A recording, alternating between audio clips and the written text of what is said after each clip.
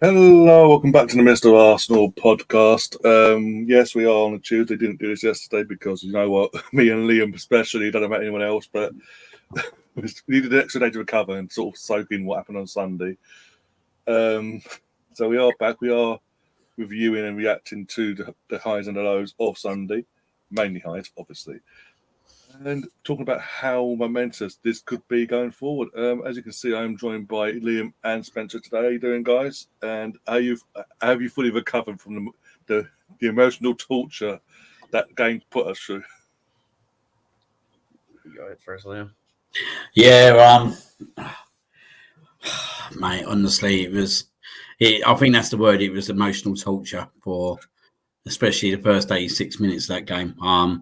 I thought we got to the point where I thought both teams would probably have settled for a point, but I think it's probably like most games at the Emirates, maybe apart from the Tottenham game as such, but we do become stronger in all games in that last 20 minutes at the Emirates, and I think that's proven once again the amount of late winners that we're scoring there. Yeah, it was absolutely amazing. But I've just got to put a big shout out to that back four and especially Bill Saliba. The geezer, honestly, like someone was saying, is he world class? I think I'd go that far to say generational. This talent. Yeah. He's got every ingredient to be the best centre back at Arsenal of all time, and that's saying something when you've got Mr. Tony Adams. Do you know what I mean? But this guy is something else, and the facts don't lie. When this guy's in the team, we win games. If you look at the aerial jewels there, the ground jewels, the passing accuracy, the guy is absolute something else, and he's just got that passion as well. He loves it. Like you see the way he celebrates when we score goals. I just can't believe that we've got him. If I'm being totally honest, like when you think that we've laid down near to 30 million for him at 18 years old, it was probably the best thing that Snelly done it at this club. If we're being totally honest, like he's probably put. We got to give him a bit of credit for this one. He's probably put a guy now that's probably worth between 150 million. I'd say he's worth at least 150 million. At the very least, yeah. At the very least. And again, going back to us, obviously the loans and all that, we all thought Arteta just didn't fancy him at one point because he was constantly going out on loan, doing so well over there. And no, it turned out it was these loans were just for him to learn and get all the kinks and the mistakes out of his system and perfect his craft, as he put it. Even when he arrived, he was going back to Zanetti. He was more of it. It was agreed that we're going back because I want to come back to Arsenal, literally the full package and ready to go. He did a couple more loans, as we mentioned, but since he's come back from the last one, he wouldn't think by how he's just come in, adapted to Arteta's way last year, and just slotted into the team like he'd been there this entire time under Arteta. He is a role. We say it every time. He is the Rolls Royce. Everything in that defense is him. Him and Gabriel, the partnership they have built. But if we lose either one of them, we know it's a drop off. But we saw a major drop off with Saliba last year. If we kept him, we might have been the champions this year. But I mean, the fact of the matter is, Erling Haaland, the robot, that says it all. His first wasn't this in terms of a competitive game. I know he played against them in the Community Shield in August, but this was like his first competitive game against Haaland, and he pocketed him. He literally gave Haaland nothing. He tracked his run. There was that moment in the second half, and Haaland looks like he's running through on goal. If he believes it, and suddenly Sleeper comes out and goes, bodies him, goes, fuck off, get back up. Thank you very much. His ball control is fantastic. We keep saying about his ball control is fantastic. Even when he's got pressure on him, he's amazing. He's what, 22, 23? He's not even hit his pomp yet of his prime years. And he's already, as we're already discussing him as a world-class defender, arguably if not one in the top three in the league. There's no doubt about that. And I have, as I bargain we got him, Raul, of all the controversy comes with you and the Pepe situation. Thank you. You've got us a gem, and we are thankful for that. But yeah, I mean, Jesus Christ, it is so good to have these players. And again, I just want to touch this before we go to Spencer quickly. As I say, obviously, it wasn't. Again, me and you were both there. I was in block 9, you was in block 8. You were just on the other side of me, basically further down. It wasn't for the neutral. It wouldn't be the most informing game, but I thought it was a mature performance from our team that we'd learned from last year. Instead of going and going at them toe to toe, we actually matured and actually went, "No, what? We're going to hold you back. We're going to play this way, frustrate you, and do you on the counter." I mean, Spencer. I'll go back to Spencer, and he's gone. Spencer, what was your thoughts about obviously Saliba, but the team in general as well, and what happened on Sunday? So for me, it was Declan Rice. That's what I noticed the most, and like his poise on the ball. And that's the thing from watching it at home. I had the pleasure of being there.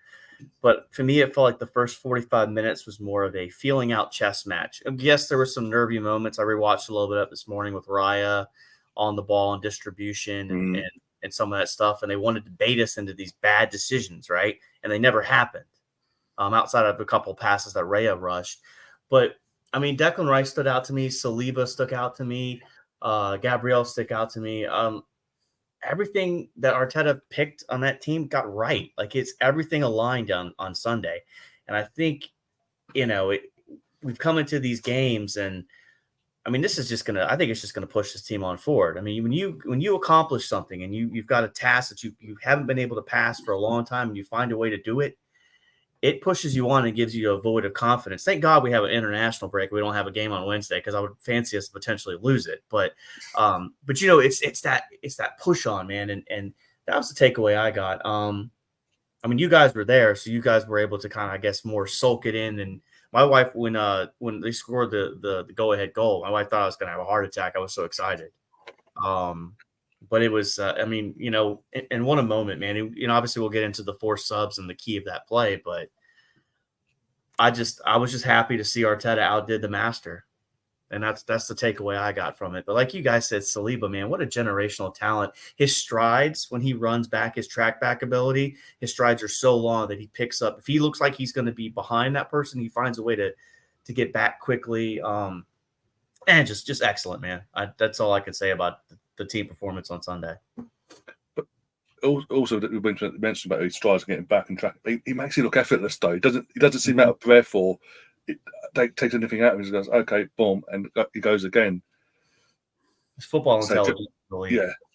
Again, he's just young lad. I keep saying he's not even hitting his prime years yet. He's about 3 or 4 years away from his prime. Yeah. And we're getting this from him. So imagine what he's going to be like if he stays injury-free, touch wood, and he starts moving towards them prime years. He's going to be phenomenal. And we need to sign him down to an even longer contract sooner rather than later.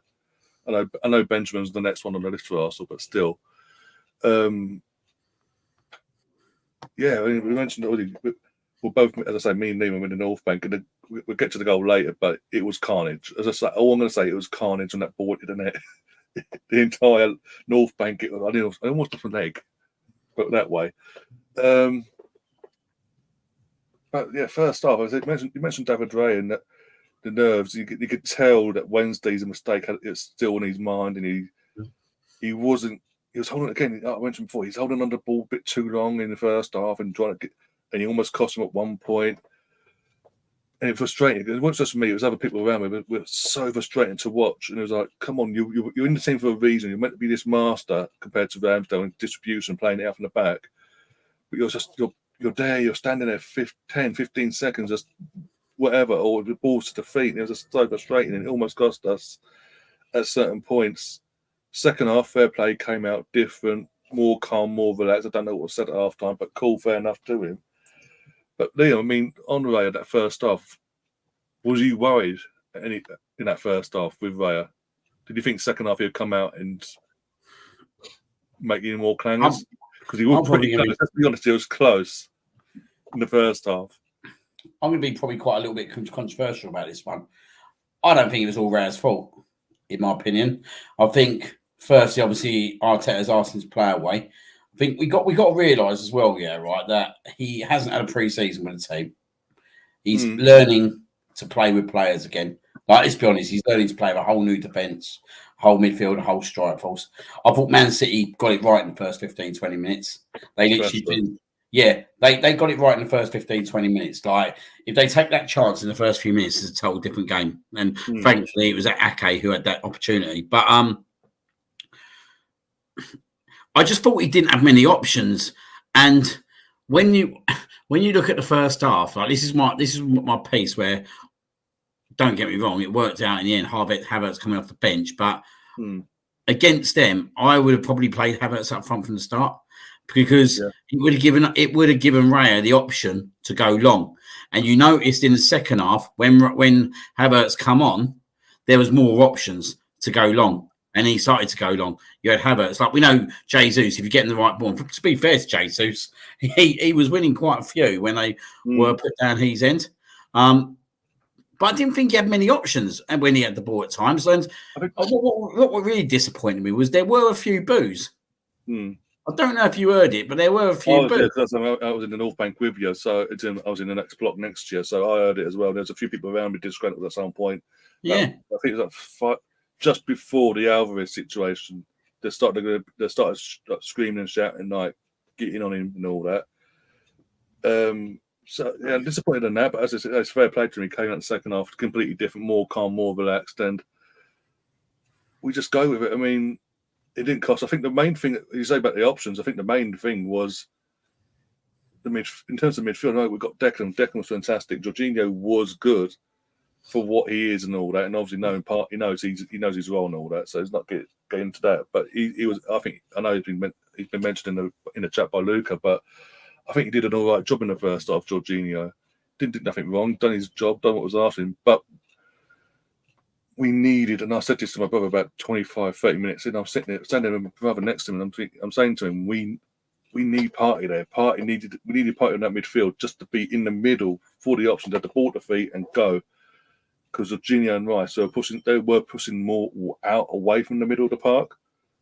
If that makes sense, and it just left a massive gap in the midfield. So every time you have a goal kick or whatever, there's no one there, or literally the Man City get the ball and counter attack from that middle. They'd target that, and we needed Partey to be that solidity to organise the midfield and go, bang, this is what we're going to do. And as I say, for the second half, he comes on and does what I said we needed to do. And Havertz, I mean, just on that, I mean, have we as a fan base now? Are we now seeing his stronger position in this squad in terms of being up top?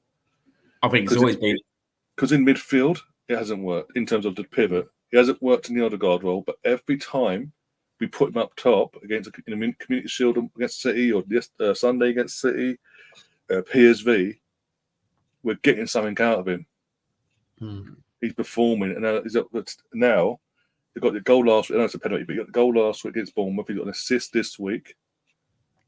Is this the position he needs to be? Arteta needs to focus him on in going forward, and has to have him and Jesus in swapping in and out of that role, basically.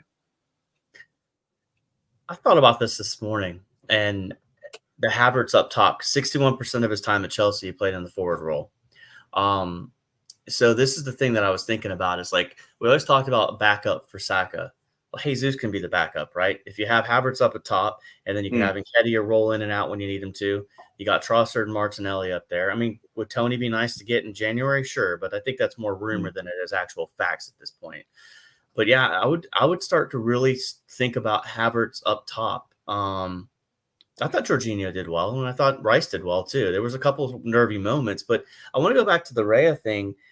I think Raya did good taking his time with some of the actions to get the nerves chilled out, right? Because there was that squirrely moment, I think the 4th minute, where I think it was a corner and Declan Rice cleared the ball off the line.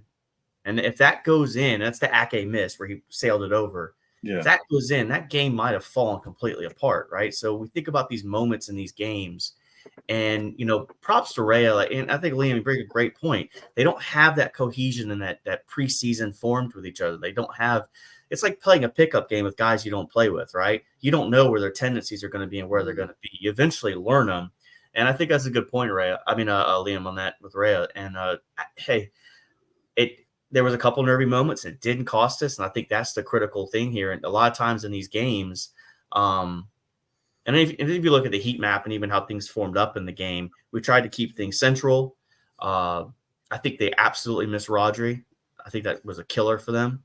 And I think if we'd have had Saka in this game, who knows? We could have stretched them even further earlier in the game. But once Martinelli came on, it just made things more direct and more open, and it kind of opened the game up. Our subs helped out so much in the critical of winning this game. And Pep, I think, got his subs wrong. And I think that was the difference. He was okay playing 0-0. And Arteta's like, no, we're going to go get this.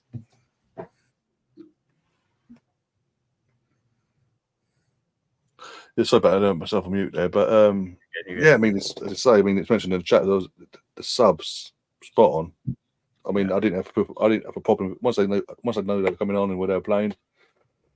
No problem. It did seem like once Pep realised the way we were playing, they weren't going to break us down as easy as they've done in the past under his tenure.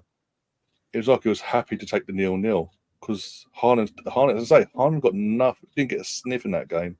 He played the entire match.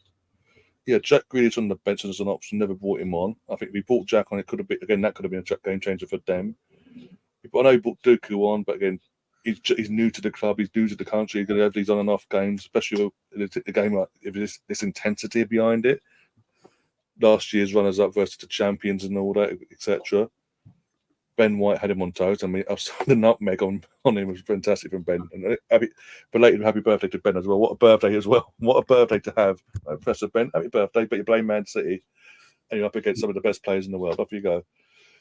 And again, he did a fantastic job. But as we mentioned, but we haven't really mentioned what we are 80 minutes into this podcast nearly. We've done all this. We've achieved this result and this performance without arguably one of our best players, Bukayo Saka. Obviously, I got a text the night before saying he'd been at the team. He's at the team hotel, so it's more like he's in the squad and all that. And then at 3:30, just as we're getting out of the train station, teams come out and no Saka at all. And I think that's brilliant. In one sense, it was brilliant because obviously Saka needed the rest. We could see him going down all the time. The previous games he needed the rest, and you couldn't just play him and then go. Actually, you know what, Gareth, we can't. He's not going to go to you, even though we're going to get into that BS from yesterday, by the way, in a minute as well. This is a massive win in so many aspects because not only have we outdone the hoodoo of obviously not beating City since 2015 in the league itself, at home and away. But we did it without Saka. We did it with everyone doubting us, with not our strongest player, our strongest 11, if you will. We've got a 4-foot squad. And we did it with a referee against us again, because again, it's been mentioned in the chat. Liam, go to you first on this. Kovacic, how the, pardon my French, F word, was Kovacic still on that pitch after the Odegaard challenge? Landed Declan Rice challenge 2 minutes later.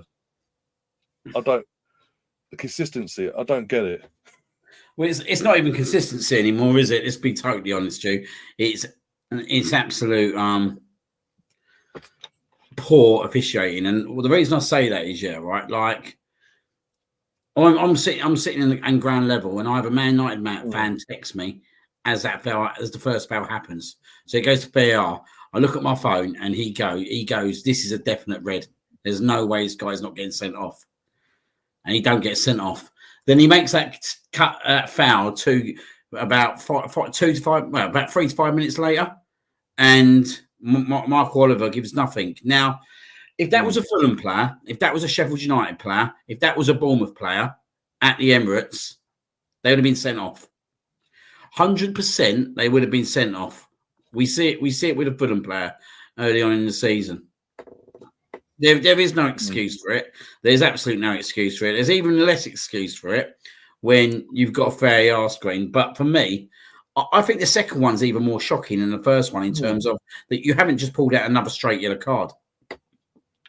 it was again. We're both again. I keep saying it. We're both there. We're in that North Bank, and we're pretty much at ground level in the north. In the lower tier, you're pretty much at ground level. So you're seeing the proper impact of the challenge. Not upper tier, you might see it from a distance or whatever.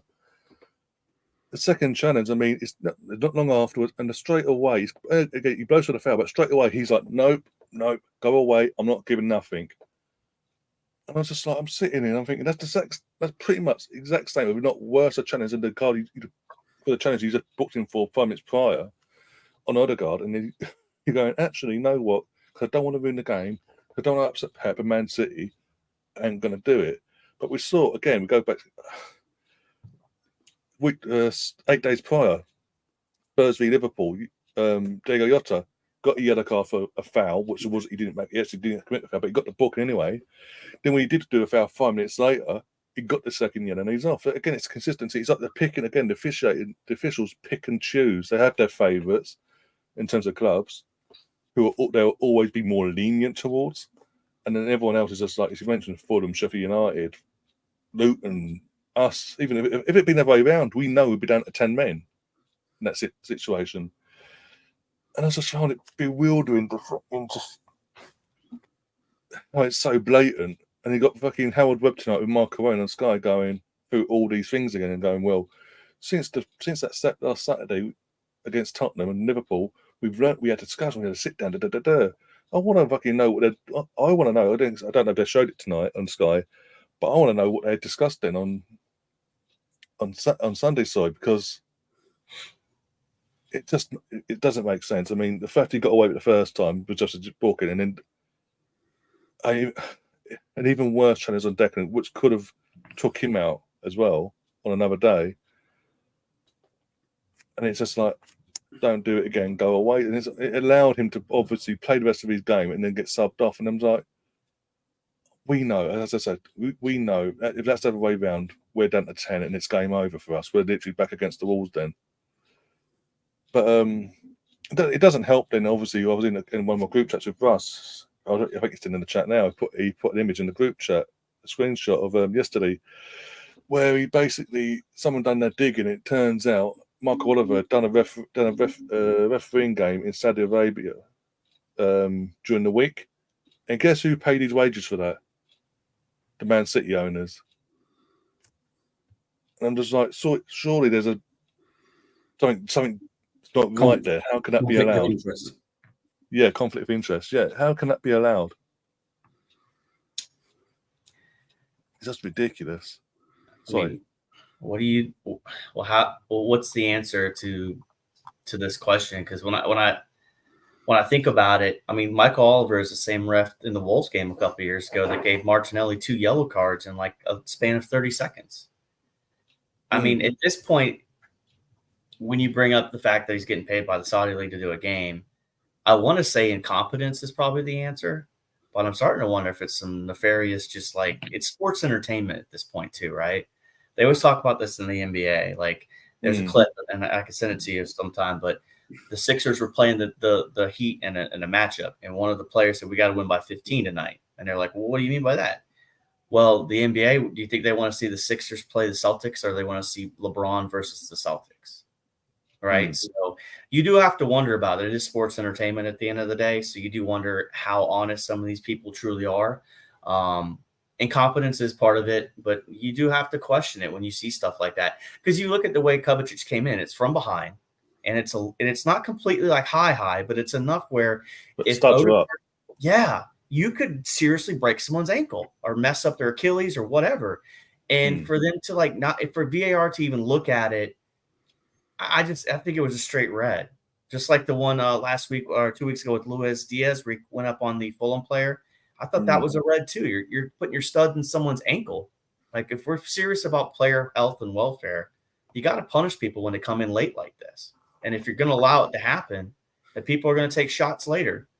But I thought it was shocking. I was upset and angry about it. And of course, being at home, I could see that the angle is better. And for me, it was like, that's a straight red. Yeah. Just irritating, but yeah, again, luckily didn't right. That's the good news. Yeah, obviously, thank you. Odegaard and Declan both got up and they were fine to finish the games and all that. No issues there, touch wood. But But yeah, it's just so frustrating to watch. And as I say, we in the state, and again, unlike another sport, then Liam goes to all the home games, so he'll back me up on this. It's like you don't get to see the replays after the VAR, no matter what the outcome is. So when we got home, I purposely put Match of the Day on, and it's even worse. As you say, you saw all the different angles in live. It was live. It was just so bad, and I was like, seriously. But it goes back down to the thing of picking and choosing when to implement the rules, the letter of the law, basically. If it suits their agenda, if you will, or whatever, it's so frustrating because one day that change is going to happen. It is going to do someone's Achilles or metatarsal. We've seen it years ago with a Rooney and all. They have the metatarsal done out or whatever. It's going to happen again, and will they wake up then? Will they start going, you know what, we fucked up there? But thankfully that didn't happen. No injuries there. It's sort of spurred. It got a rise out of us, but it sort of got the players up as well. You know what? No, we ain't taking any of this BS. I mean, we haven't mentioned him properly yet, but Declan Rice again, Rolls Royce performance. He is all summer. All we got them down our throats was what a waste of money, overpriced, overhyped. He has been immense in every game I've watched, be it in the stadium this season or at home. He covers every blade of grass. He's so committed, and the way he's just slotted into, again, going from West Ham, with all due respect to David Moyes, and that tactic set up there, and making the step up so easily, it seems, and seamlessly at Arsenal. I mean, I know Martinelli got the man of the match in general because he scores a winner, but he was voted by the Arsenal fans and the Arsenal website. Declan was voted man of the match. I mean, Liam, again, do you agree that was a bargain in the end? Actually, 105 is an actual bargain for what we're getting and seeing week in, week out. I was on a train home on Sunday night and got to Stratford, and a couple of West Ham fans come on. One of them, it was quite interesting. One of them didn't have an issue with Rice. The other one hated him because he had joined Arsenal. But both teams got an incredible deal out of that. Like West Ham got 105 million. We've got a player that we've been craving for so many years. Since Vieira. Yeah. I would say, I would. In the sense of that, he gets in, he can't play the glass, he does the nitty gritty. Do you know what? For example, strangely, I see Partey more that kind of player. But because what I see in Declan Rice is the guy, he's the glue. Do you know what I mean? He reminds me a little bit like, I don't want to say like Gilberto Silva because he's got more to his game now. I think he's definitely got more to his game than Gilberto. And Gilberto was an incredible player and a fantastic player. But I think with Declan Rice, I don't think we've unlocked his full potential. And I think until we get Partey beside him, we won't unlock it. Now, I was pretty vocal that I thought he should get the number 6 role because I believe that's his position, and I believe that is his best position. But after Partey coming on Sunday, when you see Partey come on and do what he did just for 20 minutes, you remember like the finesse side of Partey. The Partey is that player that he can kind of unlock doors in different ways, and like he did with that pass to Tommy Yasu, it literally unlocked the door, didn't it? And this is where I think Declan Rice, we're going to unlock some additional potential out of him. I think he will go over to the left hand side. I think it will happen, and this is where we now look at Havertz and think. And I totally think he's a striker.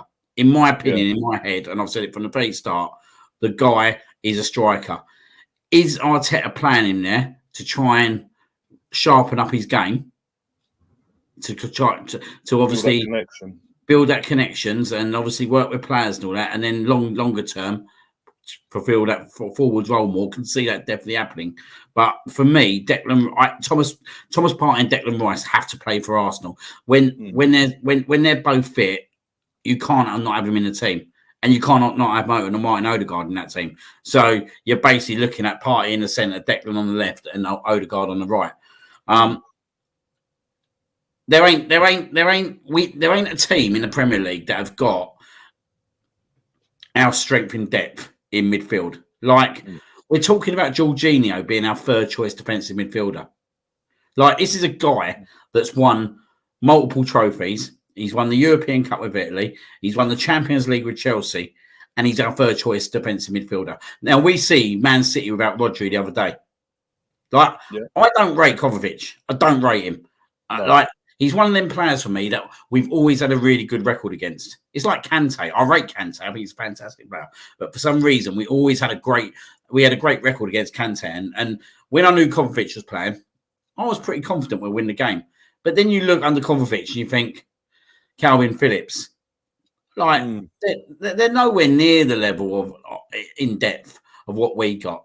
And for me, we're a striker short from totally, and I'm gonna be bold here, from at least sitting level with Man City in the Premier League. I'm not saying we're going to overtake them, but we're a striker away, in my opinion, from being on level peggings with them at the very least. Because I don't see. I look at their team and I look at the strength and depth on their bench and in their squad at the moment, and I look at ours.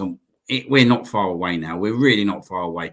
I honestly think we're 100 to 150 million pound striker away from being able to say, look, we're not just going to take you on. We're going to try and beat you for everything.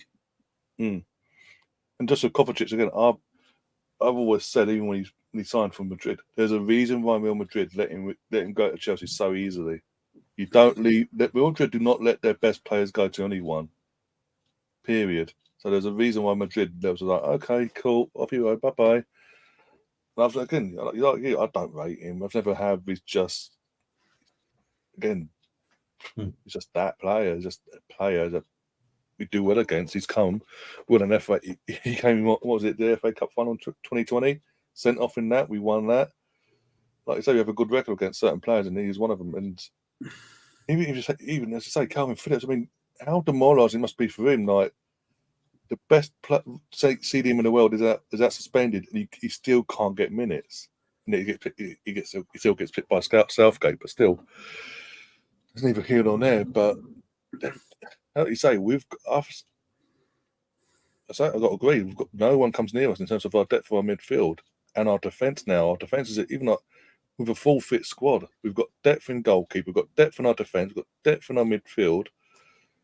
We've got depth on the left hand side. We just need to add a bit more. We need to have depth on the right for a full cover of Saka, and as you say, an out and out striker. Not just a striker, an out and out striker, a goal scoring striker, if you will. Someone that be on the end of things. There's a pop it in every game or every other game to pop the ball in the net. And Ivan Toney or I know Ollie Watkins is on the new contract, but then that sort of striker that knows where the net is. He just gets on the end of things. Havertz, I agree. I think I've said already. Centre foot striker, being up top, that's the best role for him in this team. We get so much more out of him. We seem more fluid, and as I say, we'll get on to that the goal later. But I don't. If with him if he doesn't come on because of how he plays, I don't see us scoring that goal because of how he plays. A lot of his attributes come into play in that goal, and my brother will back me up if he comes in the chat or at any point. But I called it. I said we need to have Havertz on the top. We put Havertz on the top, we'll get this. But yeah, anyway, 0-0 half time. It was 50-50, I'd say. Both it was to and fro for that first half. In the second half, Trossard gets taken off, and it's not no digs at Trossard. It just we needed someone on the wing, pace, directness, and because obviously no Saka, Martinelli was the option, so we got Martinelli on, and straight away within minutes of the second half, you could see straight away that we upped our game in terms of performance, and we started actually going at City, especially down that left-hand side. And Martinelli, 9 times out of 10, between him and Nissi Zinchenko and him and Tomiyasu, were having so much joy down that left-hand side because of his pace, and obviously he's not afraid to take the walkers and whoever else on, cut inside, and he was creating chances left, right, and centre. And then it swung to the left, right-hand side. I mean, second half, I will say this. I know we've obviously got the goal, we won the game, but if anyone's going to win it based on the second half performance, it's going to be us because we were just more at it. We were more hungry for the win. It just seemed they came out Man City, and they're happy to take 0-0 from half time. We'll go to Spencer first on that. What do you make of obviously the half time Martinelli comes on, and the attitudes of the contrast and attitudes of both teams.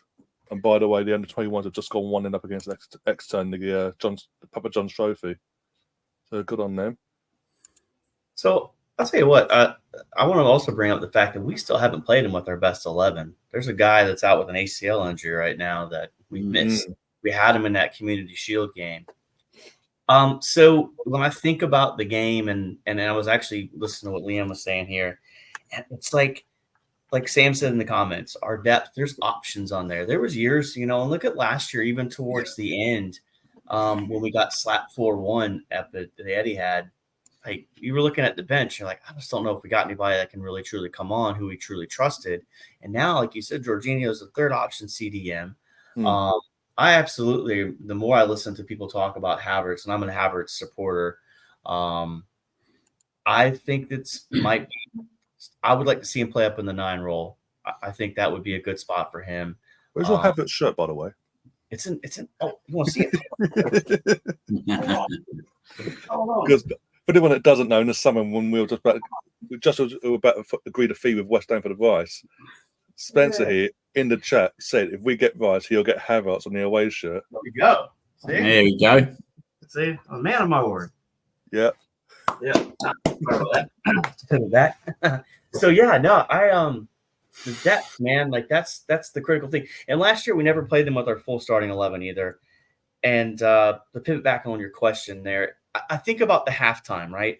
And I think about that first 45 minutes and how it was kind of a weathering of the storm, kind of feeling each other out. And I think Arteta went there at halftime and was kind of like, Saliba, Gabriel, you guys got Holland locked down. We're going to make a couple changes on here. Because look at the goal. All 4 subs were involved in it. And Rice picked out Tomiyasu, right?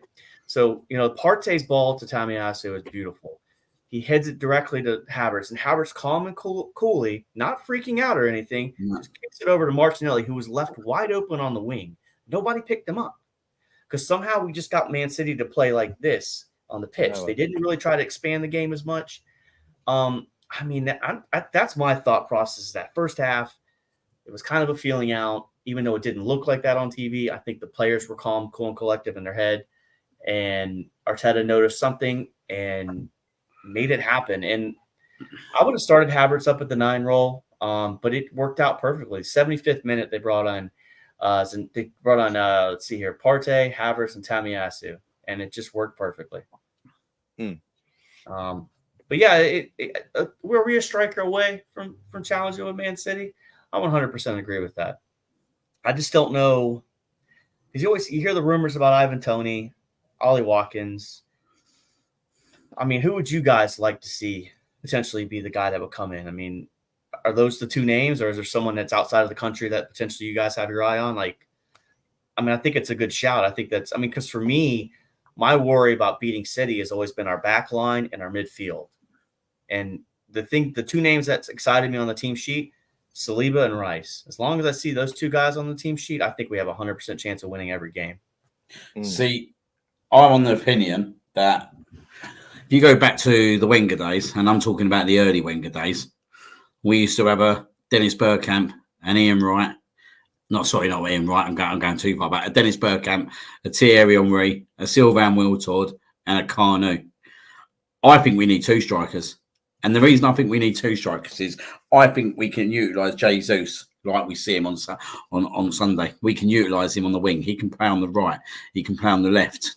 For me, Ivan Toney, I would definitely bring into the club because I think he's a plan B. I think he's someone, when you go away in the middle of January, February, and you need to hold a ball up and you need to be able to play a certain way. And he's a bloody good player as well. I've watched a lot of games of Ivan Toney, and he's just not a geezer who can take a penalty. He's technically sound on the ball. He's he brings a lot of players into the game, but he's got.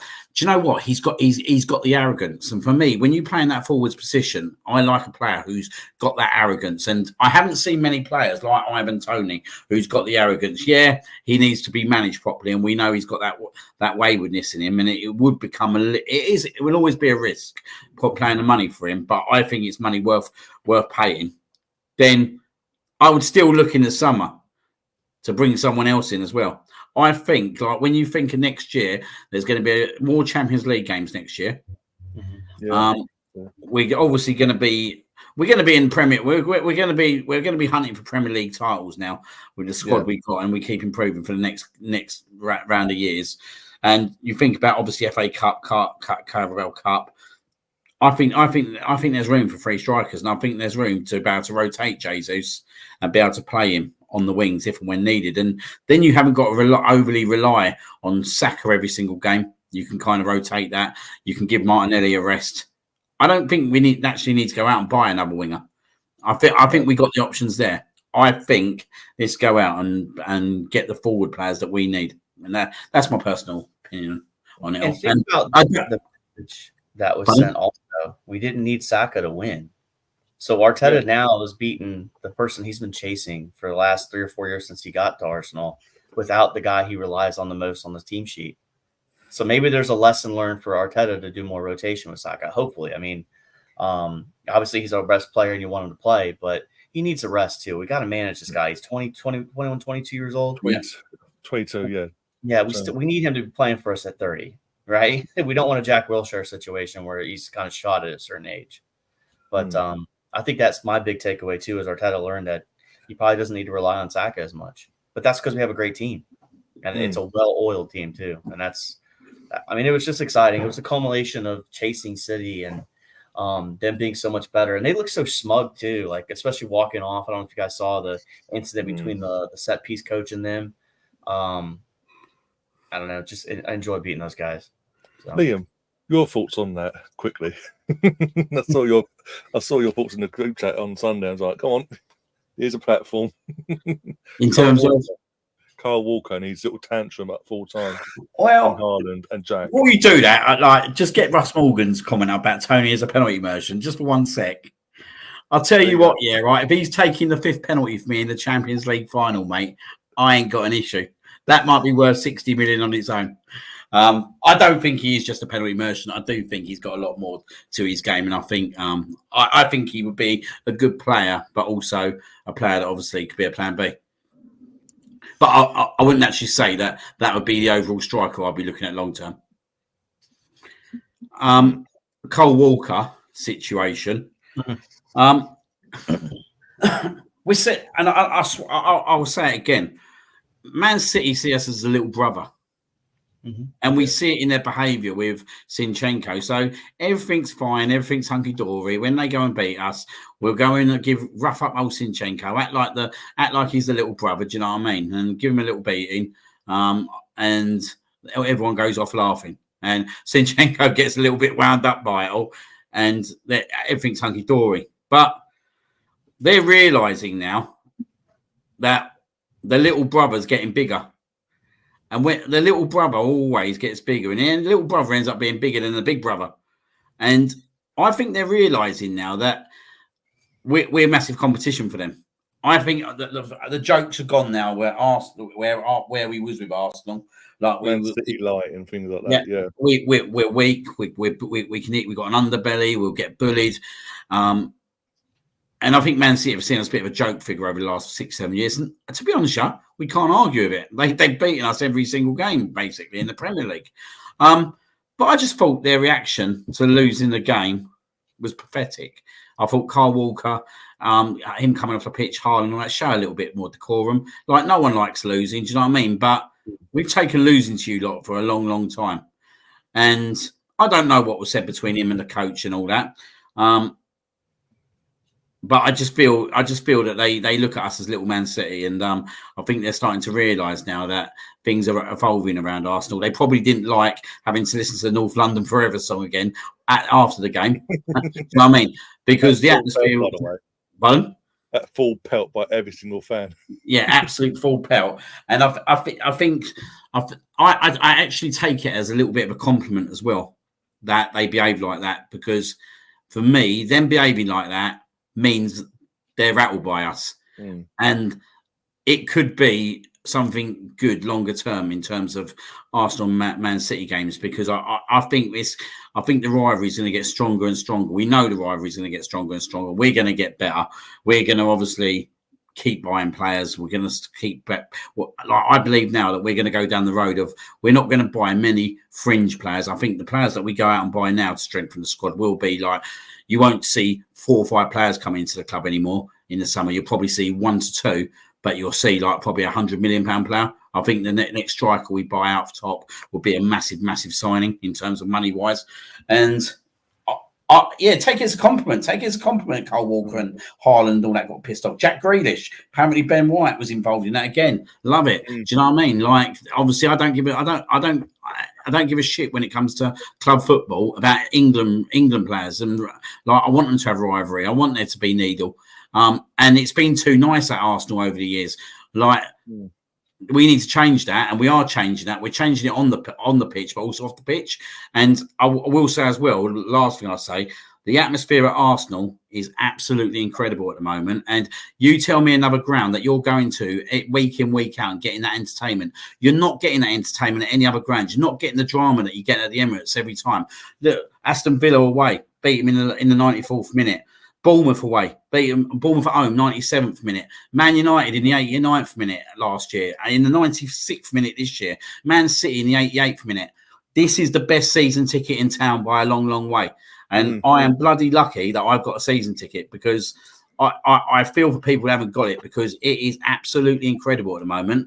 And I am grateful to be going every week and experiencing the football we're playing, but also the atmosphere. It's totally different to 4 or 5 years ago. I sat there after we lost to Manchester United in the Carabao Cup, 30,000 fans in the rematch in the league 5 days later. It was snowing. No one turned up. The atmosphere was flat. Everyone wanted the manager out. This is chalk and cheese. And honestly, I can't think of a better season to get in the Premier League at the moment. No, as again, mentioning I was there on Sunday when the second that goal went in, the atmosphere was great beforehand. It went tenfold, and put to the point my ears were ringing for the rest of that game and afterwards, in terms of in that stadium, because it was just non-stop. Then the noise levels rose even more. And like I say, when that goal went in, I mean, Liam, you're pretty much next door. It was carnage. The entire place has turned into rapture. I mean, again, going into the players going over into block 4, block 5 in that corner there, and then all the fans jumping in and they're jumping into the crowd and things like that. The connection as well. What other club at this moment in time in England, even Man City, this great Man City team, we don't see them do that. They don't go off and they celebrate, but they're not celebrating with the fans. If that makes sense. Like, it doesn't feel authentic, right? Like, it feels authentic at the Emirates. You can see it on the TV. Like, just watching it from home, like, I can feel the passion, the love. Like, there's a connection to the club. Even the stuff in the social media stuff that they post, and like, even though last year it didn't end the way it did, but Arteta's message to the fans, like, I got chills watching that, because there is a buy-in, right? There's an identity. When you're an Arsenal fan, like, it's something you represent. I mean, you guys are fortunate enough to live here. I live here in the United States, so I don't get to go see it, but it's the same thing with my local team. Like, I'm proud to wear the emblem of the teams I support, and Arsenal is one of those clubs that, I mean, you could just sense it, man. It's beautiful what's happening, and you can hear it on the TV. So you guys that are there week in and week out making the noise, we appreciate it in the States, because it hypes us up, man. We just love it. So I'm sorry to interrupt, Ryan, but it was just no, it's fine. It's fine. It's absolutely fine. No problem. Yeah, I just love it, man. I love what you guys do. Keep it up, man. Keep it up. Enjoy it. Enjoy every moment of it. And again, this is part of what Arteta's done since he's come through them doors. Nearly it would be 4 years ago in December, 27th, I think it was, when he got appointed, whenever it was. But it just shows the difference where we were when he took over. He took in a hybrid of a fucking Arteta, a new Naomi Wenger mixed team. He had to strip all that out, get rid of the core, deal with all that squad, but also knowing the situation of the fans, sort that out as well. He's had to do so much in such a short amount of time. It's unbelievable. This is his first job. This is not like he's cut his teeth elsewhere. He's cutting his teeth on the job here at Arsenal. Where the second, well, Man United again. Man United is Man United, but you say the biggest after Man United, the biggest job in the country. Let's be honest. And he's just done a fantastic job. And it's not just obviously him, Edu as well. I mean, Edu, thank you, Edu, for Martinelli as well. Came from the Brazil setup and obviously brought Martinelli along with you. Thank you for that. We appreciate that. Man United again, actually, Man United, thank you for not taking him. Three trials he had at United and they didn't take him on. Idiots. Thank you. It's just as I say, it's authentic. Everything that's going on at our cup is authentic, and everyone can dig at Arsenal for win the dog and things like that. I don't care if it's building the camaraderie with the team and the players have built, not just the men but the women's team, the academies that they've built it. They're taking it on. They're buying into it. I don't care because eventually it's going to end. We will be winning trophies, and it will end with hopefully not just the league title after 20. Or we will be 20 years into this season. Hopefully, if we do it this year, that'd be so poetic to do it on the anniversary of the Invincible season. Whatever way we do it, if we can do it this season, fantastic. But also, I think it could eventually lead us, if not this season, in seasons coming in a new format, lifting that big trophy to big ears because of what is being built from the ground up with Mikel, Edu, and they've got to give all the stick we give to Cronkies, and sometimes over the years it's been rightly given because they have nosed up along the right way. But they've backed this guy. They brought him in after a meet, and they have backed him. They've given him what he wanted every window, and they're now seeing the fruits of it. I mean, to the point that every match day, after every game, the atmosphere outside the stadium is fantastic. You've got the fans are flocking into the shop, be it in the Army itself or the shop on the other side where the Arsenal station you come out of the Arsenal station and things like that. And it's just a more feel. No one's kicking the shit out of each other as well, like it was 5-6 years ago under Wenger in the stands and things like that. It's fantastic. It's a far better place to be at now. And like Liam says, I'm so envy of you for having a season ticket. Because that, as you say, it's the hottest ticket in town. And it's been a long time since we can say that, but it's money. It's worth the money now. Having that season ticket is so worth it now because you're getting value for money because money's been invested into the squad to a point where we're competing. We are competing, like it or not, out of nowhere as well last season. But we're now showing this season the maturity in the team is straight from day one. Really, it's beat this season. Not been the best performances for majority of the games, but we've still getting the results. But there's a maturity that they've learned that you don't have to go gun ho. Like last year, it was more of a gun ho. We're going to just play our football and blitz most teams. This year, we're going to do that, but not all the time. We're going to pick and choose. We're going to do that. When we go up against our rivals, home or away, we're going to use our heads for once and not go gun ho. We're going to play to our strengths and exploit your weaknesses if we can. And I think, as I say, I said it earlier, I think Sunday's result and the performance itself rammed home that maturity in this team. That the players that are here from last year have that pain from missing out the title, but they've learned. Like they learned the year before when they missed out in Champions League, and they used that pain, that agony, and they learned. They came back last year and did what they did. It looks like they're doing it again, and they're proving the doubt was wrong because everyone again after going, they thought it would be a one-off year, and this year we'll be lucky to get top 4 or 5th if you want to cut the lot because 5th could be a Champions League spot if we do well in the Champions League this year, the English clubs. But we're going no, that ain't a one-off. We are the real deal. And going back to what Liam said about taking it as a compliment about the Kyle Walker. Haaland, Grealish situation, the kick-off there at full time. They are rattled. Like you said, they are rattled, and I've never in the Man City Liverpool rivalry. I never saw that in terms of them being rattled. They called it a rivalry, but did they really kick off at each other and try to kick lumps at each other at full time?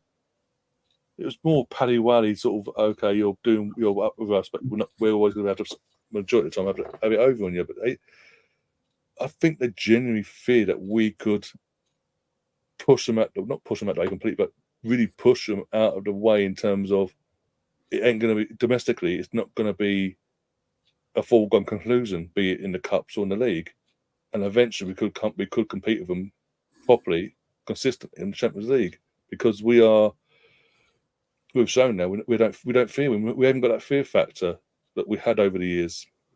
Back end of Wenger, started about that fear factor is not there no more. And for players like Cole and Haaland, who, by the way, disrespectful little prick before the game was asked by Sky, what have you done today to prepare for the game and all that? And shrugged it off, sort of nothing. And it's like they didn't expect. I honestly think they thought they'd come. It seems like they thought they were going to come and just blitz us, and they got the shock and they didn't like that. And that's part of the reaction at full time. But they're happy to do this. They're happy when they were beating us in the FA Cup or going up to Zinchenko and giving him a good digging and all that. But when it's turned on them, they all kick off and it's all end of the world for them. I love that sort of thing. Again, it's sort of a throwback. What I class as a rivalry is that two teams going toe to toe for the league or whatever, and no matter if there's a winner in a particular game, there's a needle, there's a bit of stick, there's a bit of fight and the passion in it. I never saw that with the Man City Liverpool era. I saw that at Arsenal Man United over the years. We all saw that Arsenal Man United in the late 90s and early 2000s. I saw that on Sunday with Man City, and I think this could be a long-term thing. And I'm here for it. As long as we win our trophies along the way, I'm all here for it. But whilst I've been chatting away there for the last few minutes, obviously the under 21s are now 2-0 and now 3-0 up against in the what's it? I can't remember, Papa John's Trophy, sorry, in our group stage, which is good. I'll get the score scored in a sec. But yeah, Spencer, sorry. Before we get into the last knockings of that game, in terms of that goal itself, who was your standout player? I mean, you mentioned Declan before, and we mentioned Saliba, but in terms of the subs that came on out of the four, who was the standout for you? Thomas Partey. It has to be. I got the stats up, and I've been kind of looking at it as we've been talking and stuff like that. But it allowed Declan to play a little higher up. If you look back at the goal, you can see Declan point. So he's and you can see Tomiyasu was on Phil Foden, so he was already up there. And maybe it's something they worked on in the training ground. I don't know, but that's the guy for me that just had the immediate impact that we just got more control of the midfield at that point. And even when we killed the game out afterwards, you could see there was just this sense of control, and they didn't have an answer for us. They tried to poach a counterattack at the end. Thank God there was only 4 minutes, right? But Thomas Partey is the one that sticks out to me. I mean, it's hard to really his match rating on WhoScored.com is 6.18, but I mean, that's who stuck out to me. But this comes down to, and I want to, if you mind, if I go back to what you were talking about there, Ryan, culture matters, right? When you support a football club, you want something you can be proud of. And if that's just trophies, then it can be baseless. But if it's something else that it stands for, I mean, that's when you're proud of it, Dean, right? Like, and I think that goes to what Arteta is and what we've seen. And I think the rivalry between Arsenal and Man City goes back to the fact that Arteta used to be at Man City, and we have Jesus, and we've got Zinchenko. So these, like, we didn't need you guys. We don't need you, Zinchenko. We don't need you, Jesus. You're expendable. And then they found a way to beat them, and there's like this, like you said, this little brother complex, and they pick on Zinchenko, and it irritates me when I see it. But yeah, that I wanted to piggyback on that because you're 100% right on that. Like, we're definitely going to see a rivalry brewing, and I'm interested to see how the reverse fixture goes at the Etihad and see if Haaland decides to prepare a little bit more, because right now he's at 0.0 xG in 2 games against Arsenal with Saliba on the pitch and Rice on the pitch. So you better bring your A game. I think Saliba does his homework and just in both of them games just isolated him out of the game basically. Absolutely. But yeah, Thomas Partey was the guy for me. Obviously Havertz looked good and Tomiyasu. But and then Martinelli, I mean, so I'm giving Partey and maybe I'm being disrespectful to Martinelli because I'm looking more on that goal. I forgot Martinelli on that because when Martinelli did come on, we became a little bit, we opened up, our width opened up, and we became more direct. It's hard to pick one. I know I said Partey, but Martinelli sticks out. I got to give all 4 subs. It was just so right. It just works so well.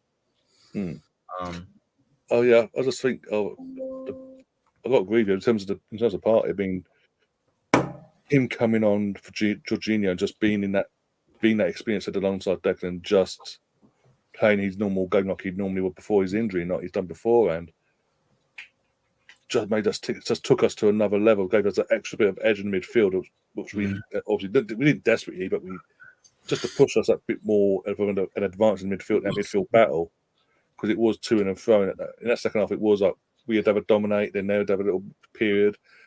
When I say period, this is another thing we haven't really touched on is second half as a unit, we were more as a defensive unit as one. We'd all track back and we just do our job basically as one, and we just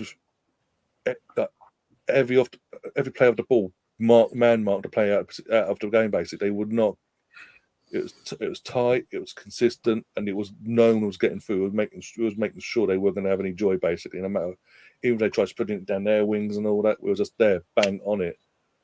I mean, Liam, what did you make of that? Because again, as I say, it was up till that the 3 subs come on. As I say, it was to and fro back and forth every few minutes or whatever.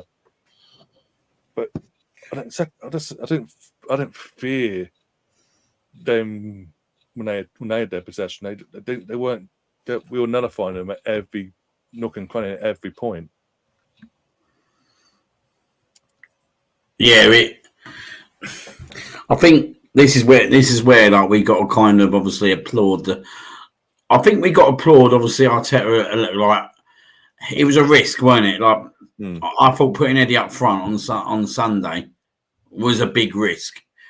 When we looked at that starting team, I was very confident going out to the week. Then when I see the starting team, and I'd already seen Trossard's performance on Tuesday night, and then I see Trossard and Eddie starting, I have to be honest, I sat there and it was actually interesting. My actual words to someone were, I think we're going to have to hold out for 65 minutes and then wait for substitutions and then maybe go for it. Did I really expect at that point when I threw away that comment that was going to happen? Definitely not. But that's how it worked out. And you've got to give him credit for that because let's be honest, he knows Thomas Partey can't play 90 minutes at the moment. He knew Martinelli weren't fit. He knew Martinelli weren't fit enough to play 90 minutes. So what does he do? He brings Martinelli on after 45 minutes because we all know Martinelli has got the enthusiasm. And like going forward, he changed the game for us. And I think that's what kind of stumped Man City a little bit in the second half because he was very direct. Like Cole Walker doesn't struggle against many people, but you could tell that he was worried about Martinelli. You could tell every time Martinelli had the ball, he was worried, and they were trying to obviously at least double up. We've gone 4-0 up now, by the way. But I have to agree with Spencer. I think Thomas Partey coming on won us the game, and the reason why this gave us more control. The reason why that is there's a few reasons. Obviously, first of all, it gives Declan Rice a little bit more kind of freedom to kind of play on the left-hand side. Well, we know how good this is the frustrating thing with Thomas Partey. We know how good this guy is when he has an unbelievable game. Yeah, right. There ain't a better CDM in the country on his day in terms of performance. My issue with Thomas Partey is, and my biggest issue was that he fell away last year. And for an experienced player of his age, that should have never have happened. Now, I think Arteta has lost a bit of faith in him because of it. I do think that. But I think now it's time for Thomas Partey to let him install that faith back into him. Because I think moving forward, when I look at this team, Thomas Partey should always be in on it. Thomas Partey and Declan Rice and Martin Odegaard should always be in his team. And as long as we got these three planned for us week in, week out, we're not going to lose many games. Like we go to Chelsea in 2 weeks' time. And that ain't an easy game by any stretch of imagination. They've hit a couple of wins now, so confidence is getting there. But then I look at our midfield and I think if we play Partey, Rice, and Odegaard, and we've got Jesus, Saka, and Martinelli, we shouldn't be losing that game. And with the back four and the goalkeeper, we shouldn't be losing that game whatsoever. We're in a different mindset to Chelsea at the moment. Like, we're way ahead of Chelsea in terms of obviously many of things, and Chelsea are pretty much a young team now trying to like build a future as such. Like that game for me. Like if we don't get 3 points in that game, I think that'll be drop points in my opinion, and that's a strange thing to say because I don't like it because we beat Chelsea 3 years in a row now at Stamford Bridge. You always think one's going to pop up soon. That kind of stumps you, but I look at the team now and I look at their team and I think we should beat them. I think the toughest game is going to be Newcastle. The Newcastle game is going to be the Newcastle game is going to be the game again. And I think if we can go there, these next 3 games are the games we need to negotiate. I think if we got 9 points out of 9 out of the next 3 games, I think we could go all the way. I think we could go all the way this year. I think we could. Because I think we're in a different mindset than what it was last year. I think last year, we found ourselves on top, and I think we kind of froze a little bit with injuries, and obviously, I think the jelly did get to the legs a little bit at the back end of last year. But I think if we can negotiate these next 3 games, and I think these next 3 games are massive, I think if we can get wins at Chelsea and Newcastle, I think that will fully install the full confidence you need in this team to move forward. I think that Newcastle game is massive. Yeah, I agree. I think the Newcastle away game is a bigger test for us than Chelsea. With all due respect with Chelsea, I know they've won the last 2 league games. Again, with all due respect, it's a blow pot again. It's a Fulham and Burnley. It's Burnley. I mean, especially Saturday just gone. It's Burnley. Everyone's beating Burnley for crying out loud. Not many teams aren't winning. Put it that way. So again, they can have their little wins against Burnley and Fulham. We're Arsenal are a different animal to Fulham and Burnley, with all due respect, home or away. And if anything, they should. I think they'll be fearing us because even if they're 2 results, because away from home this season in the league, we look more hungry than we do at home in terms of. We believe we're going to win no matter who the opponent is away from home. We don't have that fear factor, so to speak. But I just want to go back to this comment here. Stefan saying, "Is there a rivalry between?" I think we were talking about before, Stefan. It's more. There's a clear rivalry brewing there, proper old school, like we had with United and Arsenal years ago. There's something there brewing. It's under the surface at the moment, but it's there brewing away. For me, from my perspective as a neutral with the Man City Liverpool, I never saw that little hatred between the 2 clubs. Sort of with Man City lost, they just like, oh, it's another defeat, we get off and whatever. Whereas the way they reacted, it's just bubbling away at the moment, but it could explode into something, especially if we do go all the way this year and we do turn it around and actually avenge what happened at the back end of last season. That's what I meant by it, basically. But yeah, in terms of Chelsea, I think we go there, continue our good form at the Bridge in terms of the last few years. I think we continue it. I'll say with ease. I don't see them causing us much threat. I think like you say about the team, they're a young team, mainly kids that haven't had that experience at this level. And that's going to be an intense London derby for them, and we've got the experienced heads there. And I think as I said about the cream almost rises to the top. We will absolutely obliterate them if we turn up. As long as we turn up and do our business and play our way, they won't. Over the 90 minutes, they won't be. I don't think they'll be able to cope with us.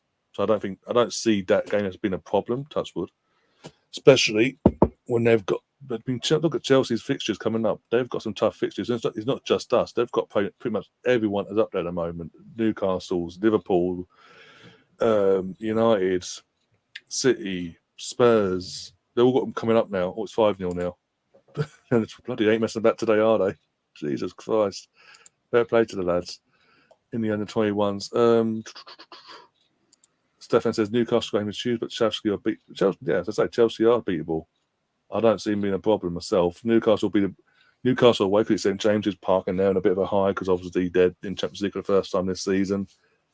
That'll be more of an issue, but we'll take it as it is. We'll take it when it comes, obviously, game by game and see what happens.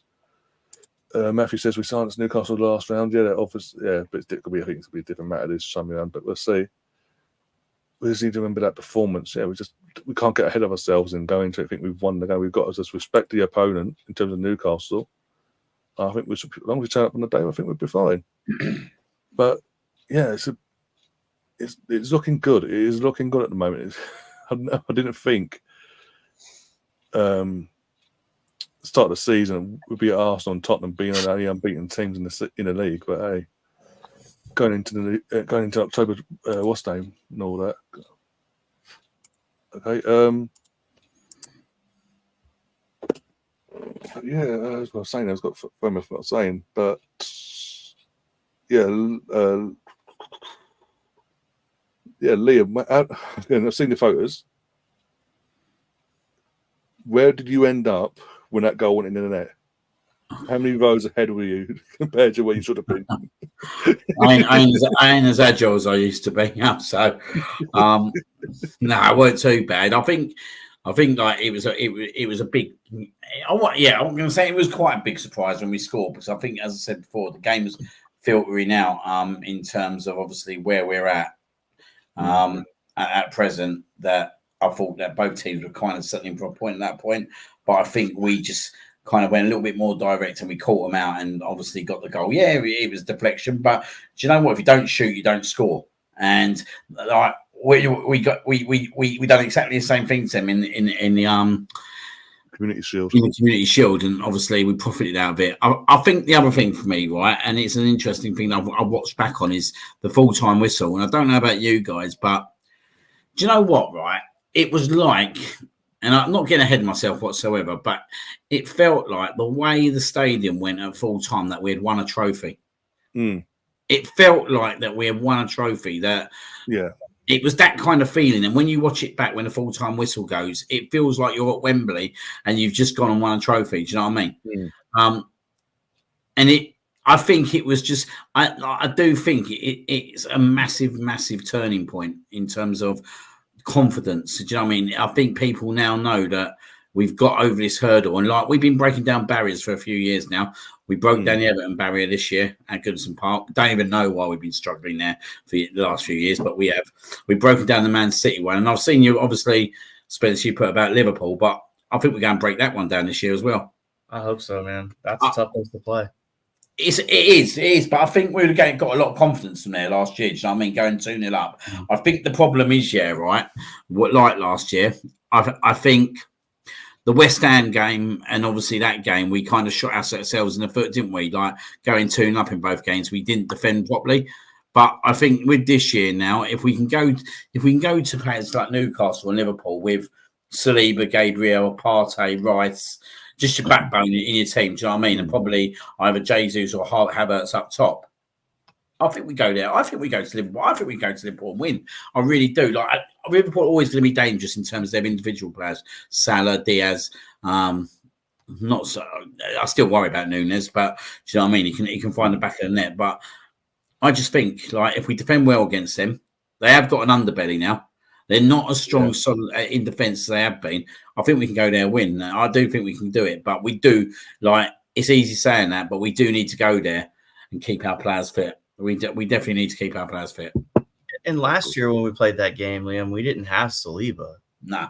So that was the hard part about that. And then, of course, the substitutions brought in questions. But, I mean, that game always worries me. And I understand what you guys are saying on this. Like, health is going to be, I think, the biggest issue with this team. If this team stays healthy, there's no doubt in my mind they're getting a trophy, whether it's an FA Cup or Champions League.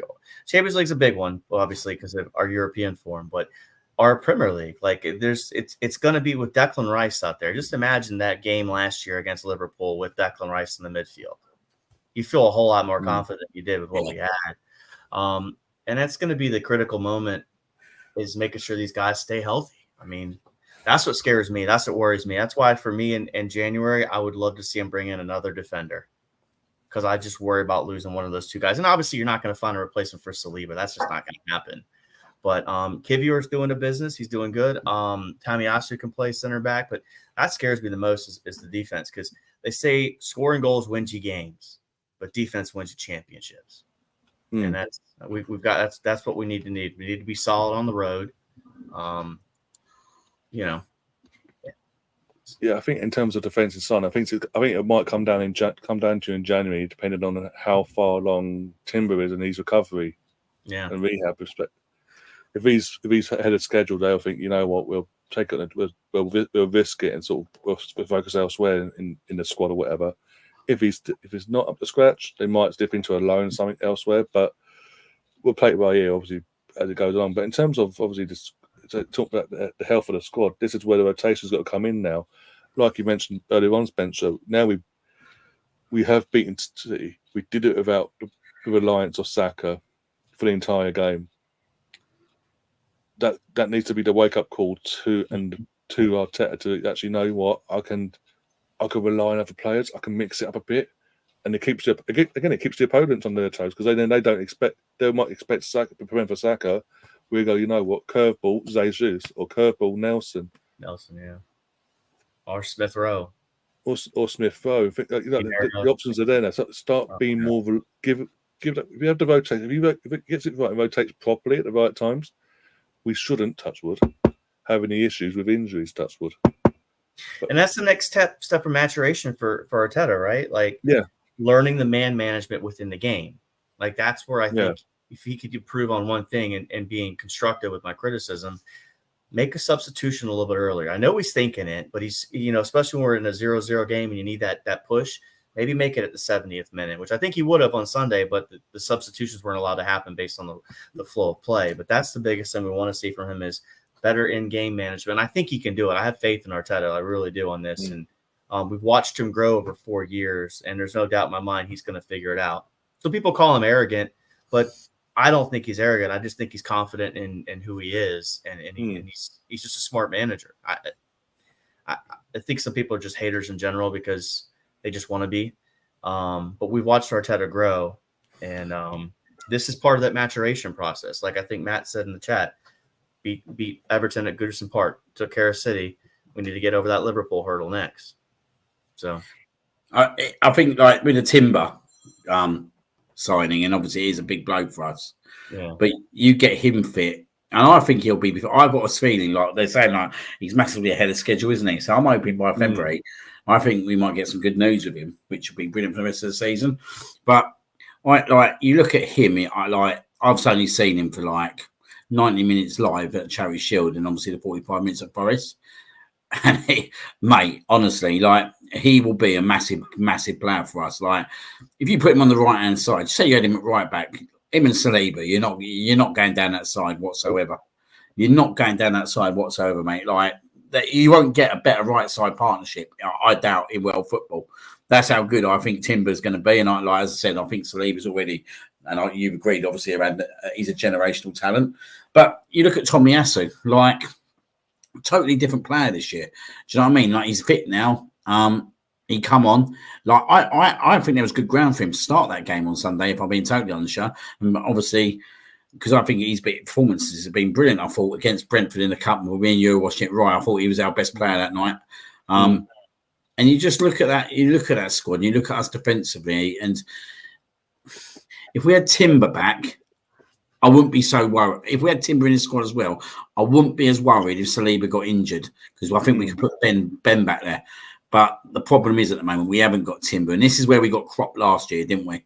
And this is where I don't want to get Klopp this year. And I'm hoping that Timber can come back, but it still worries me if Saliba gets injured, because you see the volume of how we win. But I think as well, I do think this year if we get Rice and Partey in the team, that would kind of lower the risk if Saliba does miss games. Yeah, and I think that's critical too, because even at the Liverpool game, and I hate to hark back to that one, but we lost the midfield in that game. That's why it ended the way it did. And once you lose that midfield, your back line gets under attack and under attack and under attack. And, if we can get Timber back, like you said, if there's good news in February, I mean, this is the thing. When I look at the Arsenal right now, we have players that can play multiple positions. And I think that's where Arteta has always wanted. Rice can play the 6 and play the 8. Havertz can play the 8 and play the 9 or the 10. Tommy Asu in the Carabao Cup, he played center back. So and I was exciting that we got through the Carabao Cup for me, because I also believe that we need to win the Carabao Cup this year to establish a winning culture and to get these guys hungry for winning trophies, and to see, guys like Tommy Asu, you're going to play center back in this game, so you get more time in there, him and Kivior, and just these guys rotating and playing and getting more confidence and playing together. It's going to reap a lot of benefits, and I think we should be able to challenge on all 4 fronts this year. And also, I don't mean to pivot on this, Ryan and Liam. You guys are closer to the situation, of course, with Emerson. But what under 21s guys potentially do you think could creep into the squad, later on? It's Will Walters. Is there anybody that you think we can find that we can get into the team that doesn't cost us to go $50-60 million out in the market? I know it's a loaded question. I'm sorry, but I think that the problem at the moment, right, and I think this is what we're going to face in the next couple of years with the youngsters, is we're not where we was 3-4 years ago. Like, if Emil Smith broke through now, as we can see, 3-4 years ago, he wouldn't have an opportunity. And that's probably the only risk at the moment, in terms of once you start winning trophies and start fighting at the very top, and you look at the age of the players that we've got at the moment, and like, we've got a good age. Like, I think probably the only one that we look at who key will get replaced is probably Thomas Partey, which I reckon Arteta already knows who he wants in that role. I reckon he's already identified who and what that. But I think that would be the next step in terms of who he replaces him with. In terms of youngsters, I think the closest one at the moment for me is Will Walters. Just for the fact that he has been in the squad and all that, and he has played enough. And when we didn't go out and buy anyone at the end of the window, I thought that potentially he would come into the squad. Bit disappointed he didn't play against Brentford, if I'm being totally honest. I would have liked to seen him. When I went to the under 21 final, where Ryan was there as well. Yeah. He looked to me head and shoulders a bit above the rest of the players there. Gotcha. So I think personally, at this moment in time, he's probably ahead of the pecking order. But then we know, obviously, the kid Effin, he's obviously probably if we're being honest, he's probably the player that is probably going to be the generational player out of the academy. If someone is going to come out, I would think he would be the player, because obviously we've done a lot to keep him. Man City, Chelsea were all hunting him down. So he's already played for us at 15. So I would say he's probably the player who's probably got the biggest ceiling. But I think at the moment, Walters. But I think it's going to be hard for any youngster to break through now. I really do. I think we're just going to keep strengthening this squad, and you've got to be an incredible player to break into it. And it kind of reminds me back into the Invincible days, like Ashley Cole was world class, weren't he? Oh, just a tad, yeah. Do you know what I mean? Ashley Cole was world class, but to come out of the academy and play for that team, you had to be world class. Yeah, you couldn't be anything less but than world class to break into that team. And I think that's what's going to happen now with this squad. Okay. Yeah, I'll have to agree on that one. I think it's got to a point now that, like Ian just said, that back in there, that you're going to see every couple 2 to 3 years, you'll see one or two get blooded in and brought into the fold and given opportunities as a squad players and had that fight for the first 11 spot. But it's not going to be like it has been for the last few years in terms of a lot of them.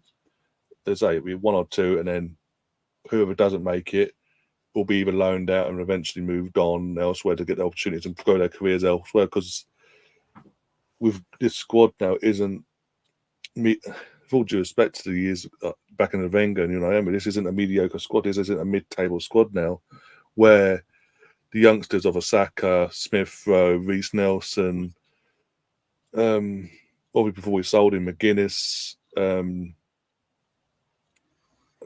players along them lines, where there's multiple coming through. They've got the opportunity to step up and all that. We're different. The culture is different. The clubs, the squad is a proper squad now. It's a competitive squad, borderline going forward, potentially a world-class squad if we achieve what we hope to achieve with this squad. And it's like going back to, you mentioned Ashley Cole, William.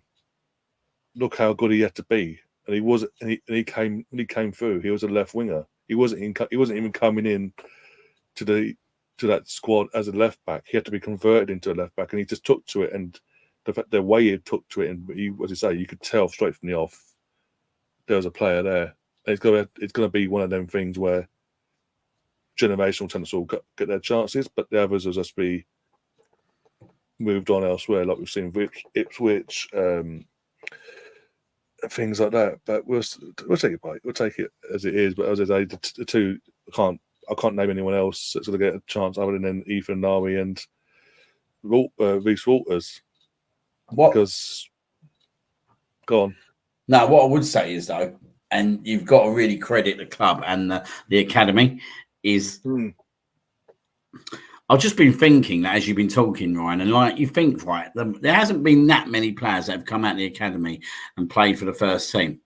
If we're being totally honest, like on a long opportunity. They're all special players. If we're being totally honest, I know it's a little bit different nowadays, but if you look before, right, it was Jack Wilshere, Ashley Cole. And then before that, you're going way back to start looking at people like Tony Adams, do you know what I mean? Yeah. Paul Merson and all that kind of stuff. But what we do so well nowadays is, right, we make good money on these players. So take, for example, Joe Willock. We sold him for 25 million. We got Odegaard for 30 million. Unbelievable business. Newcastle were happy with Willock, but we went and got a player who had world-class ability, potentially. Do you know what I mean, at that point? Iwobi. We sold him for 40 million, 30, I think it's between 30 and 40 million in 40 million in the end. Yeah. Balogun hasn't played barely any minutes for us whatsoever. 40 million. And that's what we need to keep doing that. Do you know what I mean? Because that's funding these players to be able to come into the club moving forwards. Do you know what I mean? So we do need to continue doing what we are with the youth system, giving them opportunities, giving them loan outs, getting them in the team. If they're good enough, they'll get in the team. If they're not good enough, do you know what I mean? If we make 25 to 30 million on a couple of players each year, gee, I'll tell you what, you'd buy it like Balogun. I know people going, oh, why is he selling it? It was a no-brainer. It was a no-brainer. Yeah. Like, he wasn't going to get into the team whatsoever. He wasn't happy anyway. And we've never, what have we played? We played him a couple of games ever, and we got 40 odd million for him. Yeah, barely played him basically first team, and 40 mil. Basically, as long as we keep, like I say, as long as we keep doing that as a squad, we don't, as a club side, we don't just go, well, we're here now, and sort of neglect the academy. Mertesacker keeps doing his job. And again, I keep saying it every podcast. When we mention the academy, he's done a fantastic job in managing the entire academy and turning out the talent and all that. If he can keep doing that, and we keep as a club turning out this talent, even if they don't break through here, as long as we can send them on for 30, 40 mil or whatever, to X, Y, and Z, keep doing it, because it benefits the club in so many aspects, not just the financial side of things, but Charlie Patino. Charlie. I mean, it doesn't look like he's going to get a chance. Sadly, I mean, he looks a top talent, but he ain't going to get a chance at Arsenal now. It's just the wrong time and not been good for him, sadly. But you don't think there's a spot for him at all, though? What? You don't think there's a spot for Patino at all? Could be. Like, I think with the 9 subs rule now, it gives you a little bit more opportunity. I think my personal opinion is, like, every club should be expected to play a certain amount, like, in their squad on a quota on it. But that's my personal opinion. I think under 21s. Pardon? From an under 21s perspective, like yeah. I think you should have at least. With 9 subs. I think you should have at least 2. That's my personal. Like, people might not agree with me, but I think, like, if you do that, then you support. Like, you got to continue supporting the country. Haven't you? Like, at the end of the day, like, everyone wants English players to come through the system. Of course we do, but it's obviously it's our national league. Like we should be breeding for our youth systems and all that. But then, and I think that potentially there should be some kind of quota that a certain amount of under 21 players have to fulfill that squad if we've got 9 subs. Because let's be honest, when you have 7 subs, and you've got more opportunity now, haven't you? You can bring on 5 subs. It's not like you have 3 subs; you can bring on 5 subs as well. So I think that I would like to see something like that implemented into the kind of into the league and all that. But I do think if you look at a lot of clubs at the moment, look at I was watching Palace the other day, and I know they've got a lot of injuries, but their bench was just full of youngsters. Even Man City have got youngsters on the bench at the moment. Do you know what I mean? I think a lot of clubs have got a lot of youngsters lingering around the benches at the moment. Arsenal actually seem to have the strongest squad. When you look at the bench of Arsenal's bench, I'd say at this moment of time, we probably got the strongest depth of squad. Yeah, and especially as you mentioned about the you obviously mentioned the sport, bringing on the talent for going for the future and all that. In 5 years' time, the UK and Ireland are hosting the European Championships officially as of today. So you need to start building and getting these players opportunities to hopefully be representing obviously the UK, England, and the UK and Ireland.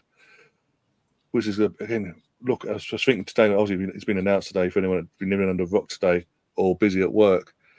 UEFA officially confirmed that the UK and Ireland, in terms of the Republic, are joint hosts for the Euros in 2028. So not this one. If we do one after this one coming next summer. And I was just thinking, I'm sitting there and I'm thinking, some of the players that are playing now will be still it'll be in their prime. Jude Bellingham, look, he's going to be what 24, 25 when that tournament comes along. Saka 26, going on 27. Smith will be 27 on 20, on 27, 28. Sort of, we've got such a great squad now, youngsters coming through. It needs to be added on to, and obviously, hopefully, touch the wood, we're hosting it at Wembley. We win that, but obviously, it's again that's to be a massive boost for these clubs now to start for these next 5 years preparing for this. Is start giving more homegrown talent more opportunities, because again, it's to say we're the English Premier League. There should be a quote. There should be a quote in place in terms of in the match day squad. In terms of like 11 in the bench, it should be about. You should be looking around 4 in the actual match day squad itself. That's 11 and the bench. You should have at least 5 homegrown players in your match day squad. No if buts or maybes. Again, we're proving that the facilities are there. I mean, Rico Lewis, although they didn't play well, he came off the other day against us, but he's won. Foden came through. Obviously, he was given the opportunity. Eventually, sort of bled in, and Pep gave him the opportunities. More clubs have got to do that now. We can't keep going down this route of looking outside of the UK or in England, for example, and just buying the next best thing out abroad. You need to start touching home now, because otherwise, if we go back down the route of just bringing in foreign imports, with all due respect to the foreign players, and again, there's some great ones out there, but it needs to be balanced out properly. Otherwise, after this generation of, for example, from England's point of view, this generation of the England squad, once this phases out, we're going to be screwed basically. Back to square one, what we were under Capello for crying out loud, and I don't want that. But yeah, we'll go. One sec. Chris says the FA refused automatic qualification for 20. Have they? I've not seen that or heard that. Nothing's been, as far as I'm aware, nothing's been decided as of yet on that side of things. In terms of who's qualifying for what, this, that, and the other, in terms of automatically as a host, because there's obviously 5 spots. Otherwise, given away for free. So I think they're going to work it out where 2 or 3 get automatic, and the other 2 or 3 respectively have to then qualify or whatever. But they haven't confirmed what they're actually doing. So that's good. I've not heard this yet, Chris. So I'll look out for that later. But yeah, I mean, what do you make of this? The news today in terms of the Euros, just diverting away from the Arsenal game and all that, and Arsenal in general. Just touching on that, how big is that? Obviously, especially after the what was the fiasco of the Euro final in 2021 with all the hooligans, so to say, ram raid in the stadium and things like that. Me or Liam? We'll go for Liam first. Yeah, I thought that might have damaged us, to be fair. I'm quite surprised that they've gone with us, if I'm being frankly on the show. But like, after that, it was a bit of a disgrace, weren't it, and a nightmare situation, that final. I don't think it kind of helped really that obviously it was COVID times and there was only 60,000 fans in the stadium. But obviously it's good news that we're holding it, and it's something to kind of look forward to. I believe that the English FA want to continue to qualify in it, don't they, to remain competitive. So it kind of shows how confident we are in terms of our squad and everything. And if I'm being totally honest, when you look at obviously the generation of players that are coming through, like obviously Jude Bellingham, let's be honest, there's another generational player for you at present. England should be winning the tournament over the next 4 years, in my opinion. The only thing that will hold us back is Gareth Southgate, in my opinion, as well. Do you know what I mean? And it's about how he kind of manages in-game tactics if we're winning or in a game going into a final, because we've seen what's happened against Croatia back in the World Cup of 2018, but also Italy in 2021, where I think if he had made tactical changes, we would have probably definitely got to a World Cup final, but also definitely picked up a trophy. We should have picked up the trophy against Italy. Home advantage. It was gutting, wasn't it, at the time, because we should have won that tournament, if we're being frankly honest. And I just think that we're in such a good situation at the moment, England, in terms of the players that we got coming through, the players that are playing. I just think that we should be doing something special. And like, I look at even the Euros next year. I think we should be realistically looking to get to a final again next year, and then. You really minimum should be final, shouldn't it? The only thing that kind of stops that if you can't play France and that was the only thing that knocked us out in the World Cup was France. Like, they're probably the only team that I look at and think, oh, do you know what I mean? Like, it's a 50-50 toss of the coin, and that's what it became in the end, didn't it? Was a toss of a coin, and Payne became his penalty. But and obviously, I didn't want to throw that in there, but I thought I would. But yeah, I think it's great news for the country. I think it's great news for the FA. I think we have got probably the best stadiums in the world, if we're being totally honest. I think do you know what the interesting thing is? I think it shows the level of unbelievable stadiums that we have got. Like, you'd have never would have thought 10 years ago that Tottenham would be hosting the Euros. Yeah, Everton will be hosting the Euros. Do you know what I mean? So it just, and you got and Man City, so you got no Old Trafford. No. You know what I mean? You've got no Anfield, no Emirates. So it just shows you how many incredible stadiums there are. And we are probably best equipped to kind of hold national tournaments. And I think it's been a long time coming. I think, like, really, we should be looking at a World Cup. When are we going to get a World Cup again? We got it in 26. You want to dig down that rabbit hole? Probably not. We sort of had it in 2018, but let's say about that. There's Netflix documentaries I can talk about all. I'll watch that just before the World Cup last year. I was like, yep, all true, not surprised. Cool, we move. Yeah. I mean, we've got the World Cup in 26 here in the States, and you had it 94 as well, didn't you? Yeah, 94. Yeah. We're such a massive country, though, so I mean, that's the thing, though. We're such a massive country, and like, there's so many like other sports that have stadiums, right? Like, and it's, I don't know, like, it's the LA market, the New York market, and all these different markets that I guess, well, look at the Arsenal America tours that happened during the summer over here, right? Like, we're owned by an American, so it's like there's such a money pay, and like, we'll pay, like, us Americans, like, we buy a lot of the shirts, like, it is what it is. It's a big moment. Like, I'm going to try to go to a group game. I don't know if I'm actually going to make it to a US game, because what's going to happen is, like, the rich people will get the tickets, and that's just what happens. And me, and I don't care. I'll go see a group game. I don't care if it's Turcos versus whoever. I just want to say that I went to part of the World Cup game at the end of the day. And I think it's big for you guys to get the Euros in 2028. And I listening to you guys discuss your youth movement and where your concerns are after this, which is kind of like Croatia, right? They had their golden generation, didn't really win a lot. in England, you're kind of in your golden generation. You talk about the 66. You guys are more versed on this than I am, so correct me if I'm wrong. But you are worried about what's next. And then look at the U.S. We're kind of in our golden generation as well. Our issue is we don't have a striker. Everything else is pretty decent on the pitch. We've got a lot of good young players, Musa, Tyler Adams, all these players. So, for us, Balogun's potentially a striker, Ricardo Pepe. It is, but growing your game from home is so critical.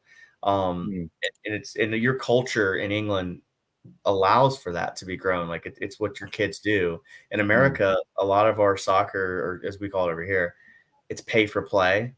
So all these club teams, it's a lot of money, but it is exciting for you guys. I'm really happy for you guys to get the Euros. Like I said, I'm not an English fan, but I do watch the games, and I do hope for England to do well. So I'm not one of those guys, but that is good news. I was shocked the Emirates didn't get a game though. That was kind of shocking to me because it's in the middle of London. I get Tottenham's got the stadium, and the NFL loves going to Tottenham to play and whatever. But it's good for you guys. Absolutely. It's absolutely. And you guys should win. You should win next year too in 2024. I don't see why not. In terms of your comment about England, we just to put it out there, me and Liam aren't fans of England either. While Southgate's in charge. If you watch the last watch along against Scotland, just I popped in late at that one. I popped in late, so no, Southgate again. We've got a fantastic squad. Let's not get it twisted. For this generation of players we've got, it's set up. We've got. There's no excuses why we can't win something. If not both, it's just down to the manager at the moment. He's just tactically not got us over the line yet so far. Hopefully, this Euros coming in Germany on enemy territory sort of spurs us on a bit more, especially with Kane being in Germany this season as well. So he'll have no reason not to have adapted to not just the culture but the weather over there or whatever, this, that, and the other, and knows the stadiums inside out, the cities, etc. So there's no excuses to us. As far as I'm concerned, there's no excuses to us not to get to that final and get over the line this time in terms of what happened obviously 3 years ago because of 2021 instead of 2020 because of the pandemic and all that. But in terms of the 2028, I think, as I mentioned before about Saka,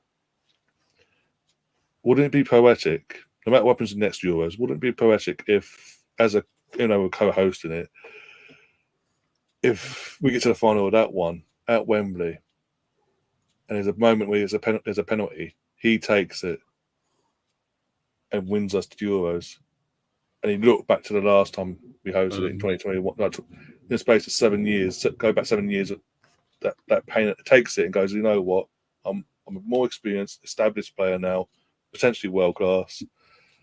I'm your man. I want to get that ghost out the closet. And that would be the ultimate, not just an Arsenal fan, but as a England fan, the ultimate sort of fairy tale turnaround from a 19-year-old boy in 2021 to a fully fledged man, and just have that fairy tale ending and righting the wrong of what happened.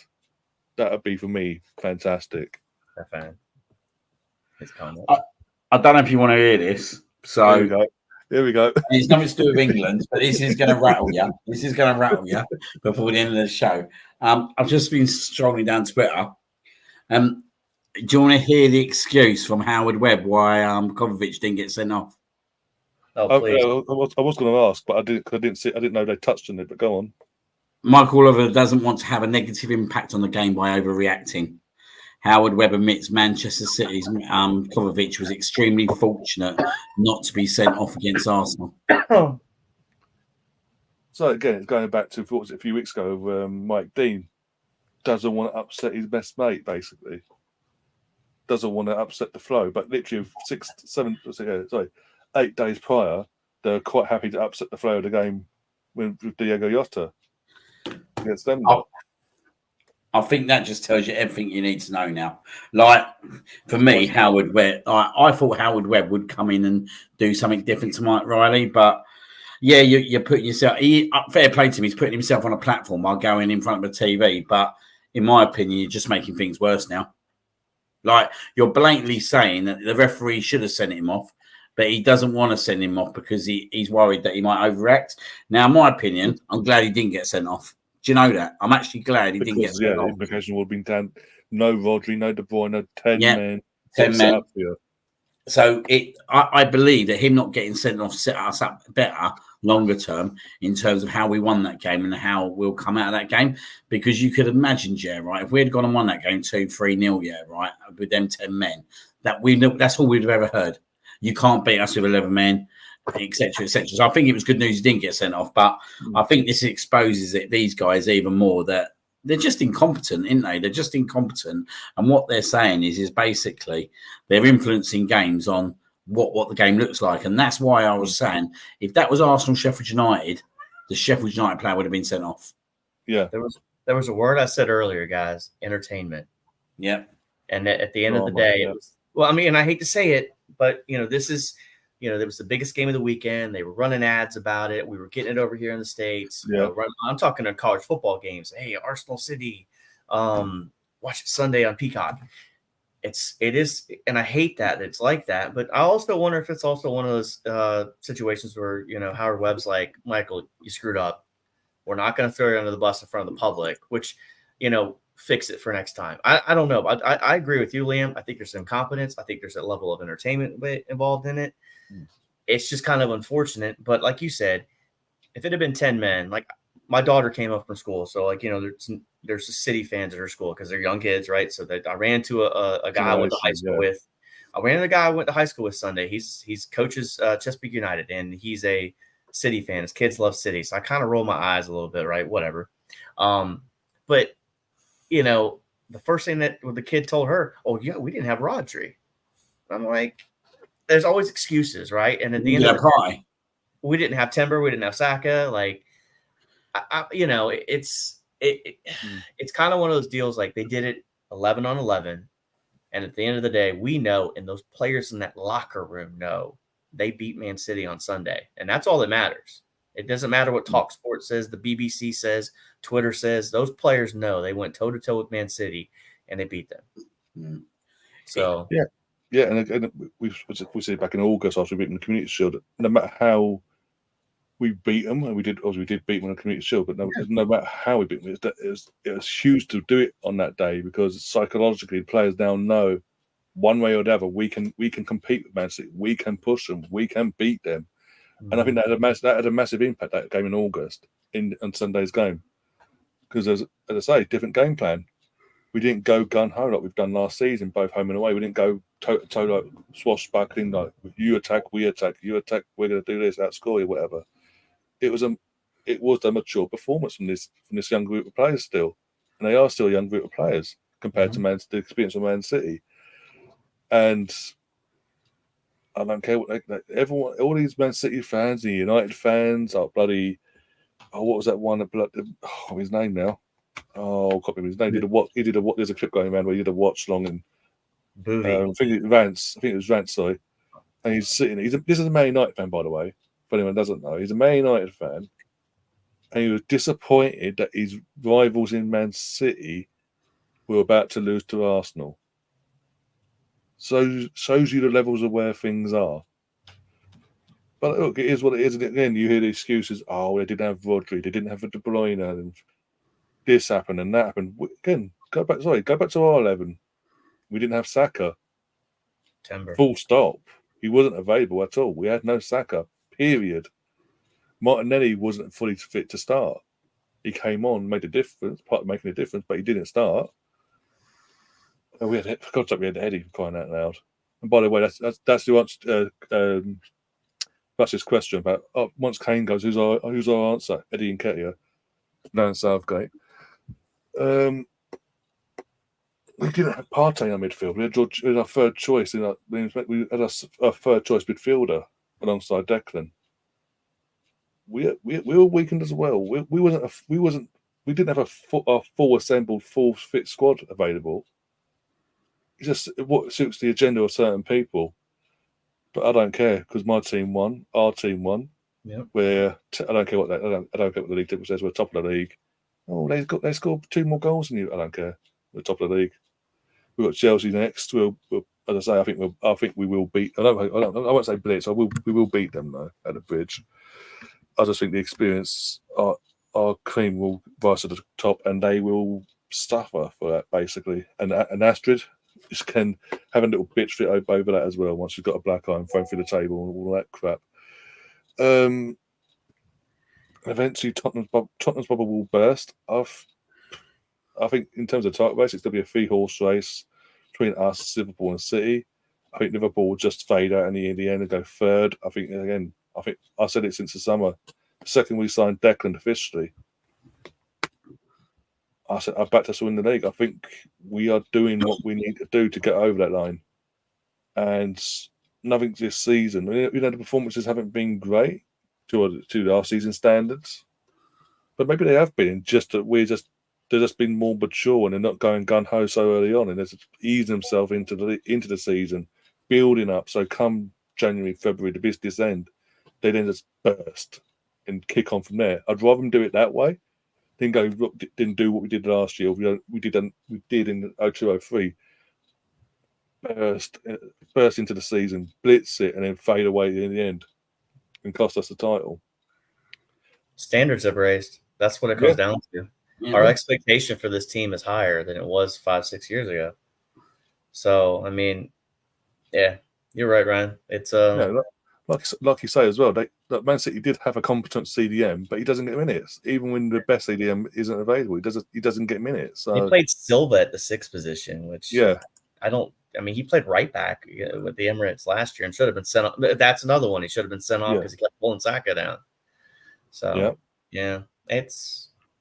You're right. You're banging on what you're saying. It is literally all about entertainment. And he's basically been told, old hat Mark Oliver, before he's gone out, when he's done his briefing and all that, don't send anyone off unless you 100% absolutely have to. Do you know what I mean?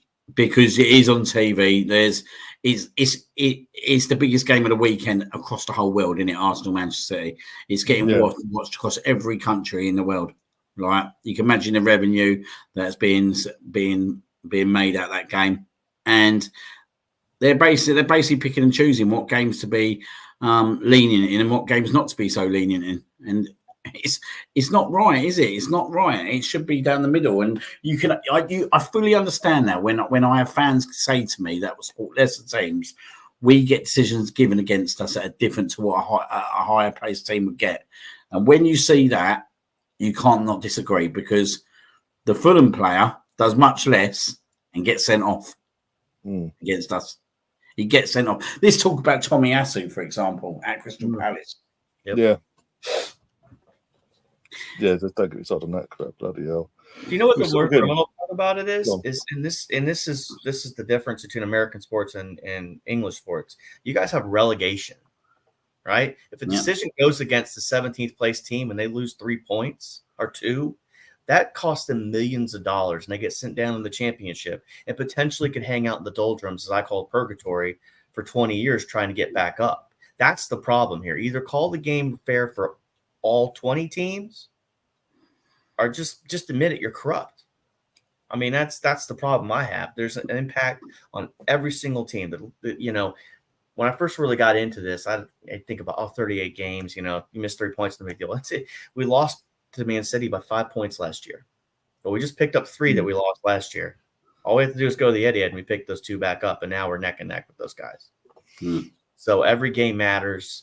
I hate to bring up that it's entertainment, but I don't know. I don't know if there's an answer. You're bang on. You're bang on. Literally, what was everything's been mentioned tonight. Just literally popped into my head while Liam was talking before as well.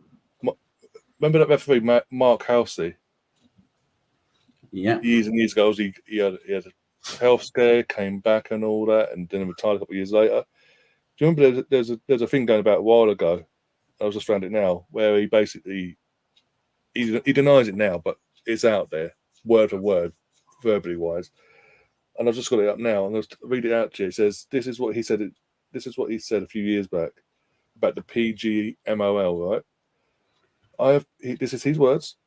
I have been in that situation when I have seen an incident and been told to say I haven't seen it. To be fair to the FA, it's not them. It comes from within the PGMOL. It doesn't stop there. We've been told to give a certain amount of corners or throw-ins, fouls, bookings, etc. The Premier League is rife with spot fixing and bias towards certain clubs from the FA. Every referee in the Premier League could be in front of court one day soon. I know, as I say, he has denied since this has come out. Verbally, audio-wise, is out there. He has said it. He denies saying it, but that is what he said, word for word. And we fast forward. It was years ago, and we've now fast forward, and it's not getting no better. You mentioned before, you think of Howard Webb coming in. I mean, in his refereeing days, Howard Webb was called Man United's 12th man for a reason. It's no coincidence. Since he's come in this season alone, just starting this season, match day 1 should have been a penalty at Old Trafford. Does it go? It goes for Man United. I'm sorry. The apology letters are fallen flat because it's too regular for every club now. But in one sense, am I surprised? No, because yes, he had a good rep over in he was doing what he was doing over in the MLS version of the PGMO. He was doing what he was doing there. But he's just come back and he sacked John Moss back in March when he forgot to put the lines in. Forgot in inverted commas. Against Brentford, between Brentford and Arsenal at the Emirates. He then, after that, waits 5 to 6 months, and just on the eve of the season starting this season, it leaks out that he's bringing John Moss back to train the referees. The guy that retired, then went into VAR to be a VAR official. Forgot to put lines on the screen. Lee Mason. You then had to sack publicly back and then sack in the end because of the backlash that game. You've decided to then bring back to train the officials. It's just bizarre, and in that sense, again, it's just one old corrupt bastard replacing another corrupt bastard. There's been no difference. I mean, we all dug out the other guy. I can't remember his name. That fucking Old Trafford 50th game prick. Can't remember his name. We all dug him out. All these, but how do it's got worse. It's going to get worse because it's the gentleman's club. It's the old Northern connection. They're all protecting each other. Best mates. And Mike Dean, about 2 months ago, came out and said what he said in that podcast with Simon Jordan. That last year he didn't want to flag up a foul, red card offence on Kukulea to the match on the on-field referee because he didn't want to throw his best friend under the bus and force him to make a decision basically. And then he had a phone call the day before going back on Sky, and then suddenly he changed his tune in terms of how he worded it. It's as corrupt as its finest, and Howard Webb is running the line. And basically, anyone that steps out, he's on the phone to him, later saying, "Change your wording, change your statement, or you're off to PGMOL." Basically, I mean, I've said it time and time again about ref watching in the UK on Mondays at 11:30 in the UK. There's this segment on Sky called Ref Watch. They get Dermot Gallagher in, a former Premier League ref, for his opinion, but it's not. He just comes in and goes and reads out the party line for that match weekend, and it's just boring. It's just personally, it needs to be a complete clear out. Howard Webb, I know he's just got in the job, but as I say, he's corrupt. Don't get anyone says he needs to be binned off. The whole system needs to be eradicated, and we need to basically get competent people in to run a competent management in to run it all, and bring on the next generation of officiating and actually get them to a standard where it's better. We should not be sitting here in 2023 with the technology that's been forced down our throats basically for the last 4 or 5 years in VAR and having more controversy with using tech than we had when they didn't have the tech. How does that work out 4 or 5 years down the line? Everyone's got pretty much tech now in domestic leagues.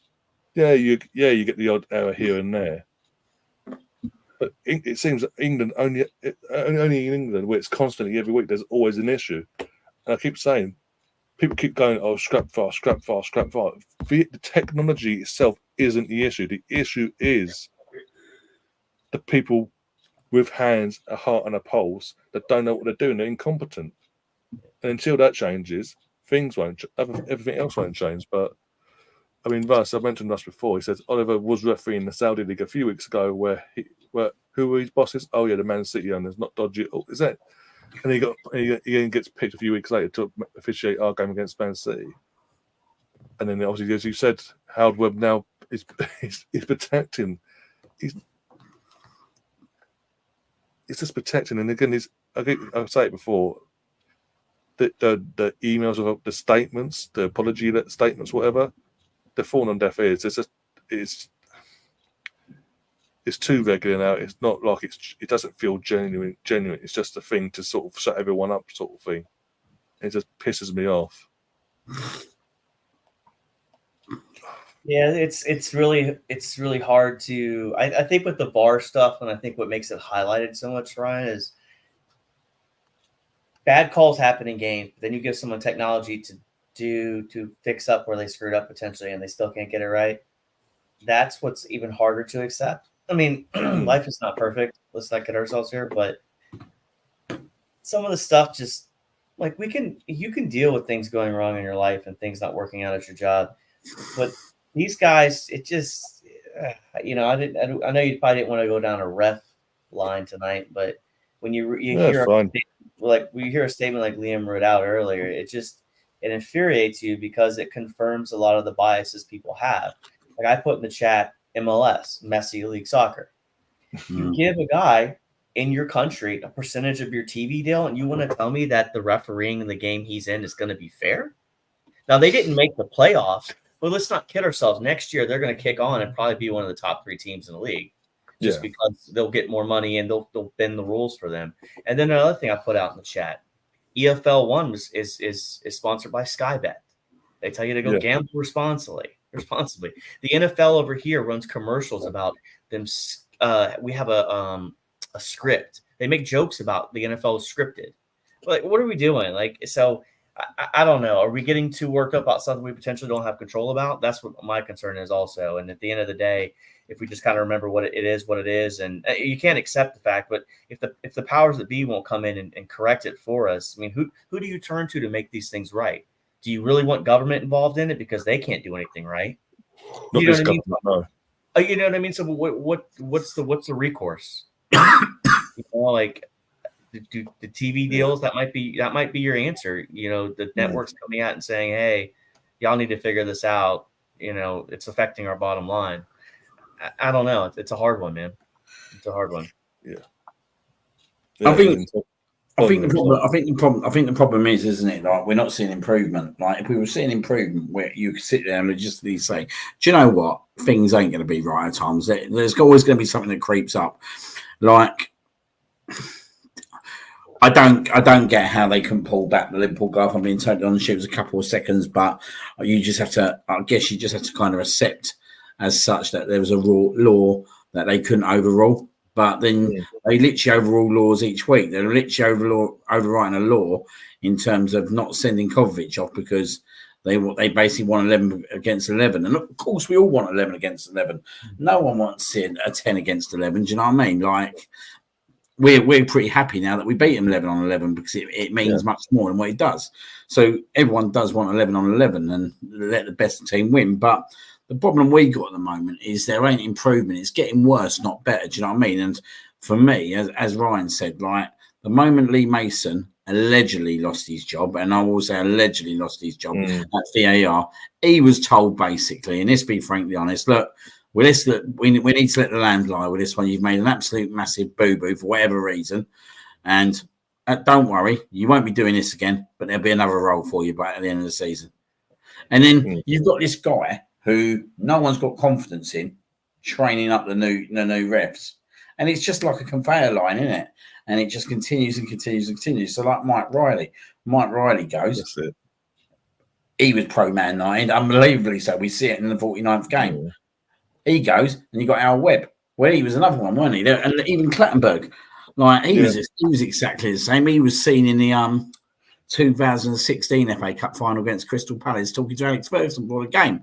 They should have had a blatant red card for Chris Smalling. Never happened. Why didn't it happen? Because it was Manchester United. Do you know what I mean? And they're all buddies and all pals. And it's never going to change, in my opinion.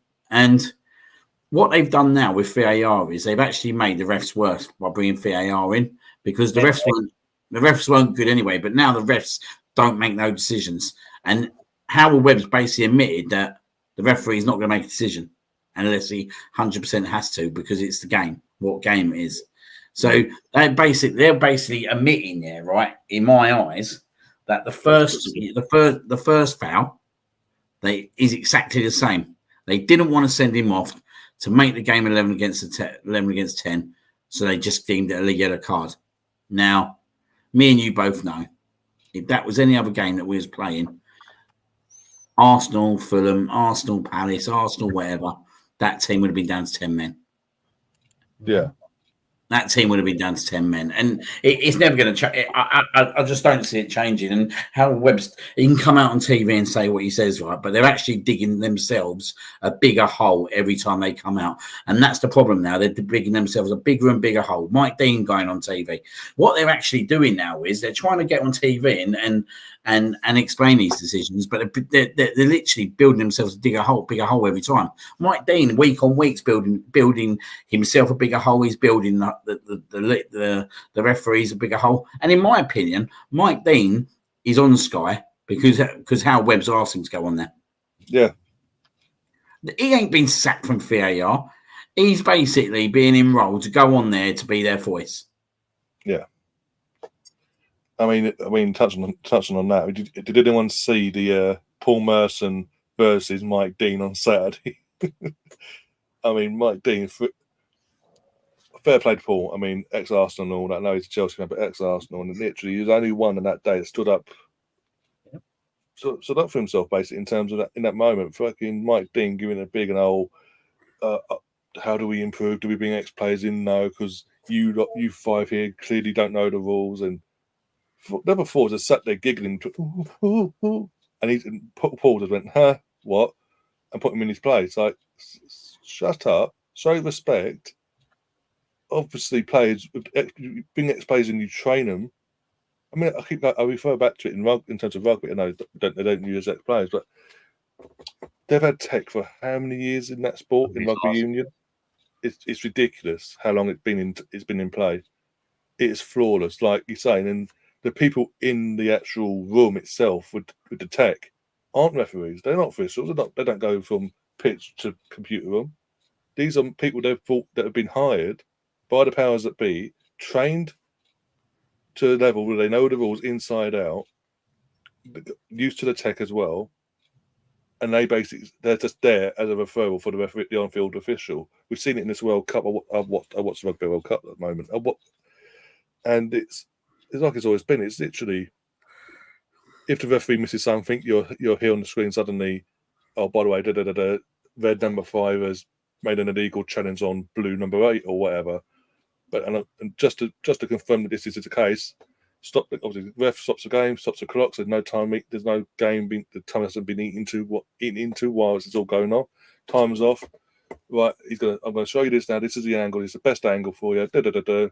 You decide what you're going to do to the ref, and the ref sees it. Okay, with these officials come next to him, they have a chat back and forth on the big screen. Everyone else in the stadium hears and sees what's going on as well. There's complete transparency, and 9 times out of 10, as I say, it's flawless, and the right decision comes to the end, but it's the official on the pitch that comes to the outcome.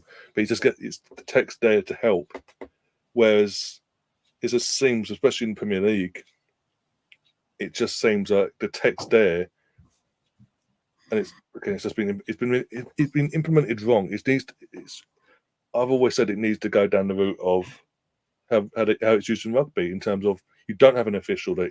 It's to say, you get people in, you hire people in to train up on the rules, get used to the tech, and they're just there as a referral to the match on field official, and the official then makes the decision. All the guys there in the room to do is like just point out that you might have missed something. This is what it is, or even sometimes the referee goes to him and says, "I want to give a goal in terms of rugby. I want to give a try, but I want to make sure it's grounded. It's completely legal. Nothing for passes, no illegal challenges to the build up, whatever.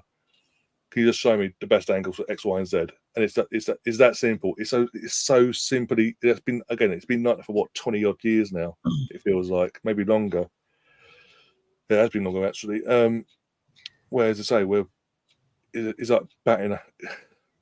It's so frustrating that we're 5-6 years into using it in the Premier League and they're so reluctant to try anything else. It's just it seems like they just want to force us to have this system in place. It's never gonna change. Because I caught a bit of that show before going live earlier around 7 when it started, and it was we learned from the Tottenham Liverpool game. We're being more calm now. We're talking. We're making sure but that's something we shouldn't be at that place 5-6 years down the line where a game of that magnitude was decided on miscommunication. Communication at this point, communication should not be an issue. So again, as I say, it needs to go. I think it needs to go down that route because, as I say, it's over 20 years of rugby, and it's just like Spencer just said, it's used flawlessly in the game from day one. There's never been an issue. You know the thing. Go ahead, Lion. I'm sorry. No, I was just going to say. No, you go first, guys, because you're probably going to talk something more relevant about that. No, you're okay. The thing with the rugby also is when you watch rugby union, and maybe even rugby league. I can't really speak from them as well, but rugby union, the ref still refs the game. Yeah. But like, hey, you might want to look at this, and then he'd be like, give me this angle, give me that angle. Was this needed? Like they still technically ref it. So I don't know when it comes to VAR in England if Michael Oliver's like, oh, you want to check it? Oh, okay. You think it's good? Like instead of him being like, well, no, I saw what I saw. Let me go see at the monitor. Oh, you guys think it's a red? Well, I don't. I'm sticking with my decision. I don't know if there's that empowerment for the refs on the field, right? I think that they get that phone call from VAR and they're like, VAR is right. Okay, I missed it. And I don't think they use their discernment. So that's just my opinion on that. I don't know how empowered the refs are. Like Liam mentioned this earlier, they've gotten lazy. I 100% believe that. They rely on the technology more. It's definitely, but rugby union is the way to go, man. I mean, there's not a more efficient ran refereeing that I don't know what the NFL does because they don't let us hear it and all that stuff. And I saw Major League Baseball recently at the minor league level, they can challenge balls and strikes, and they actually have that technology. And the pitcher, the catcher, or the batter has to make the call, and they hit it and boom, and then they see it immediately on the screen 5 seconds later, confirms or denies it. Obviously, that's cut and dry, but there's a lot of emotion in these games and a lot of money in stack and people's livelihoods. And I wish Michael Oliver had been like, nah, I didn't think it was a red. That's why I gave him a yellow. Just stick to your guns. I would respect that answer more than what we got. What we got was like, yeah, we don't want to affect the impact of the game, as opposed to Michael Oliver. But look, I just don't think it's a red card. I could respect that. I can't respect what we got. I love it. I love what's going on now. I love it that they're coming out and exposing. I think it's been a long time coming. It's like I remember the Burnley game a few years ago, and I'll tell you what, right? Was it Burnley? Yeah, Sean Dyche. I think it was Burnley. It might be West Brom. It was Burnley. Now I'm just thinking if it was Burnley, but it was one game, right, that we absolutely got screwed over in, and I think we ended up drawing the game 1-1 away. It was in February a few years ago.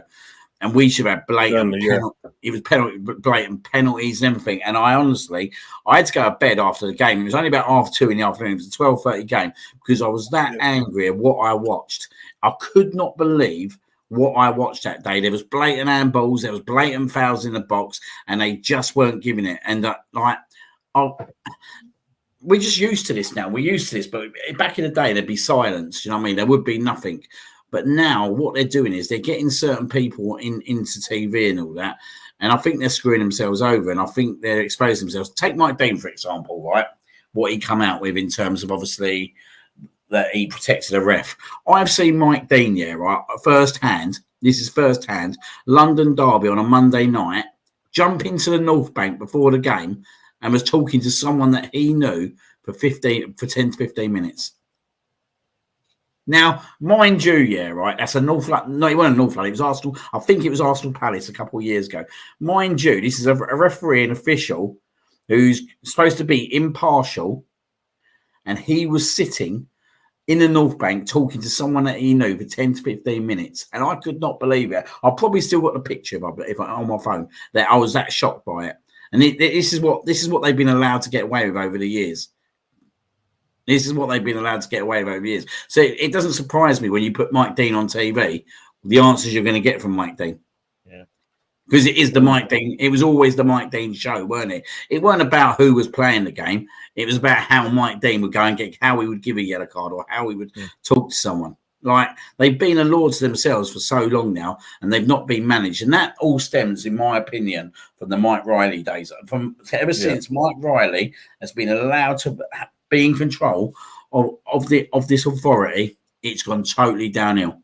It's gone absolutely totally downhill. And I thought Howard Webb would do better, if I'm being totally honest. I don't know why, but I thought, you know what? He might bring a little bit of kind of discipline back into the game.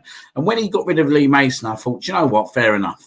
I don't think there needed to be anything else. Like, I don't want to replay because that's not the way you go down. That's not the way to go down. You've just got to accept that you've not won the game because of a bad VAR decision. But to then give him a job in a different role, I lost total faith. From that moment, I lost total faith for Howard Webb, and I just think he's making things much, much worse now. And I don't see where he goes from here. If I'm being totally honest, I really don't. I just think that the decision making and what they're doing on a week to week basis is getting worse, not better. I thought it was bad 2 years ago, but I think this season already we've seen the worst mistakes ever. Very consequential mistakes, and it's like going back to our Brentford game last year. How do you forget to draw the lines? Like, how? It's just I don't know. I don't know where we go from here. I say this segue comment. I'm intrigued to see what happens next. I'm intrigued to see what their reaction is because they're showing they don't know how to make proper. I mean, you just stick to your guns. I mean, if at least you're wrong, admit you're wrong. But like some of this stuff, man, like that most recent one from Michael Oliver, like I still can't believe that was like your job is to ref it. If this is the thing too, you got 22 players on the pitch. If someone screws up, then it's going to have an impact on the game. Imagine like, oh, we're just going to not count that goal because that guy didn't mean to kick the ball in the back of the net accidentally, right? Like at the end of the day, if a guy commits a foul and he's late and it's a challenge, you could potentially hurt someone. You got to punish him. That's part of the game. That's part of the story. That's what we're there to watch. Yeah, we want to see 11 on 11, but we also want to see people held accountable when they can potentially injure someone. So, yeah. Well, that conveyor belt will keep rolling, won't it? That conveyor belt, like you get rid of a Mike Dean, you get a Paul Tierney. You get rid of a Paul Tierney. Do you know what I mean? You'll just continue. Like I actually think Michael Oliver is one of the best refs in the league. Like he's definitely deserves to be like one of the officials in terms of international officials. I think he is one of the best refs in the league, and I think he's had a bit of a mare on Sunday. But I don't believe, that he's had a mare by his own decision making. And I think it's pretty much been admitted now that he's been told to go on that field and basically not make a decision. That's where I believe this has come. I don't believe it's Michael Oliver. Michael Oliver, I reckon, wanted to get. He knew he needed to get the second yellow card out. Michael Oliver's not afraid to not get the yellow card out. We've seen that with Martinelli. Oh yeah, I was about to mention that. This is the same referee that gave Martinelli double yellow in the space of 2 seconds for 2,030 seconds. We didn't. When, by the way, just a bit of context for anyone that's can't remember. This is Arsenal versus Wolves. 2 seasons to go at Wolves. We're 1-0 up. A foul was committed by Martinelli, but the play goes on. He then quits another foul, so the game hasn't stopped. The card hasn't been given yet. So as far as Martinelli's concerned, he hasn't been booked yet. He's not on a yellow card, but straight away, bang! Oh, because you've done that there, you're bang and you're off. And it's like, so he has history where he does make random choices, so we say. But yeah, as you say, he's meant to be one of our best, and yeah, it could be a case where he has been told, like we mentioned earlier about Mark Housley and his comments previously, where maybe he has been told, like the text here, don't worry, don't rush to anything, we'll protect you no matter what. And we've seen it tonight by the looks of it with Howard Webb. As I said, and guys, going back before we wrap things up, but going back to that the John Moss thing. It's more the way it was announced to us publicly.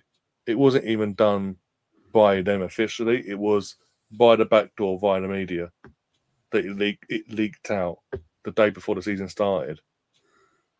And then what makes it even more bizarre of all that is the opening night as well. Man City, Burnley vs Man City, and they do a piece on Howard Webb and what he's done in the summer, where the PG HQ where they're based now. They all got a new coffee machine, or all the lads have a good coffee and this, that, and the other. I don't care. I just want to know they're trained up and competent enough to do their jobs this season. Yeah. But no, we see it. I do match a day every Saturday on here, and we see it even in highlight form. The amount of blatant, as it is, corruption in certain games is unbelievable. The consistency is it goes from one extreme to the other, and it's not going to get any better under Howard Webb. Personally, as I said earlier, it needs to be a complete rip out. Like, the whole system needs to be eradicated, and we need a whole new system where someone, not an ex-ref, but someone who makes the rules, knows the rules inside out, isn't going to extend the rules and complicate things, if you will. Just basic rules, set them in stone, and bring in a crop of officials to learn them rules and get into a standard. And if they do make mistakes, don't give them a week off. Basically, and stuff like this. Don't do it again. Have proper consequences to their actions. Maybe after they should go down the route of when something not I will say controversial in the sense of if they've made an error, put them straight after the game in front of the BT or Sky cameras or the BBC cameras, and without any say so in what from the Howard Webb. Explain yourself. Explain how you came to that decision on the pitch. Straight after the game.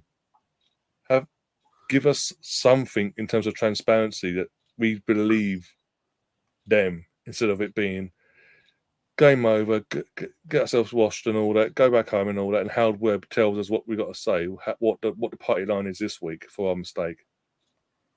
Don't worry, Dermot or Mike Dean's going to cover us on Sky or whoever on TNT, whatever.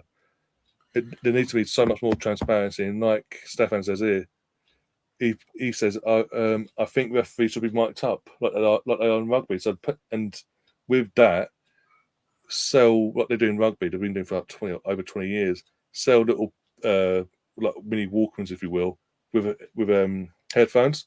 So the people in the stadium, fans in the stadium, the ones that are paying to go to these games as well, can hear the back and forth as well, clear and concise, and they know then what's going on. So everyone's happy, and people at home have them tuned up as well when it comes to when they're checking VAR. So we don't have to wait for these international breaks to do a one-off show with Michael Owen, the most blunt object in the world, by the way, who doesn't really challenge Howard Webb. Let's be honest; it's just a platform for Howard Webb to toe his BS, basically. Things like that. If they start making them sort of changes to implement things like that, but we start seeing improvement on the pitch, cool. But whilst it stays like this, it's not going to get any better. And we're as paying fans of not just Arsenal fans, Burnley, Palace, them not down the road, United, City, etc., or Luton, we're all going to believe about the corruption. We're all going to keep towing that line. There's corruption at the highest order until they prove different. Do you know what I think they should do? Right, I think they need to strip this right back. If I'm being totally honest, I think they should just use VAR for the moment. Yeah, right. For like we have to admit there are some positives on VAR. Like if we didn't have VAR, we would have beat Manchester United. If we're being totally honest, you know what I mean? But this is where I think they need to put this is why, in my opinion, is what they need to do. To firstly put the responsibility back on the linos and the referees. Do you know what I mean? So I think they should just use VAR for offside goals at the moment. Nothing else. If the referee doesn't, even with that, use the tech that UEFA use. So it's there's no if buts or maybes. It's 100% what the tech's saying.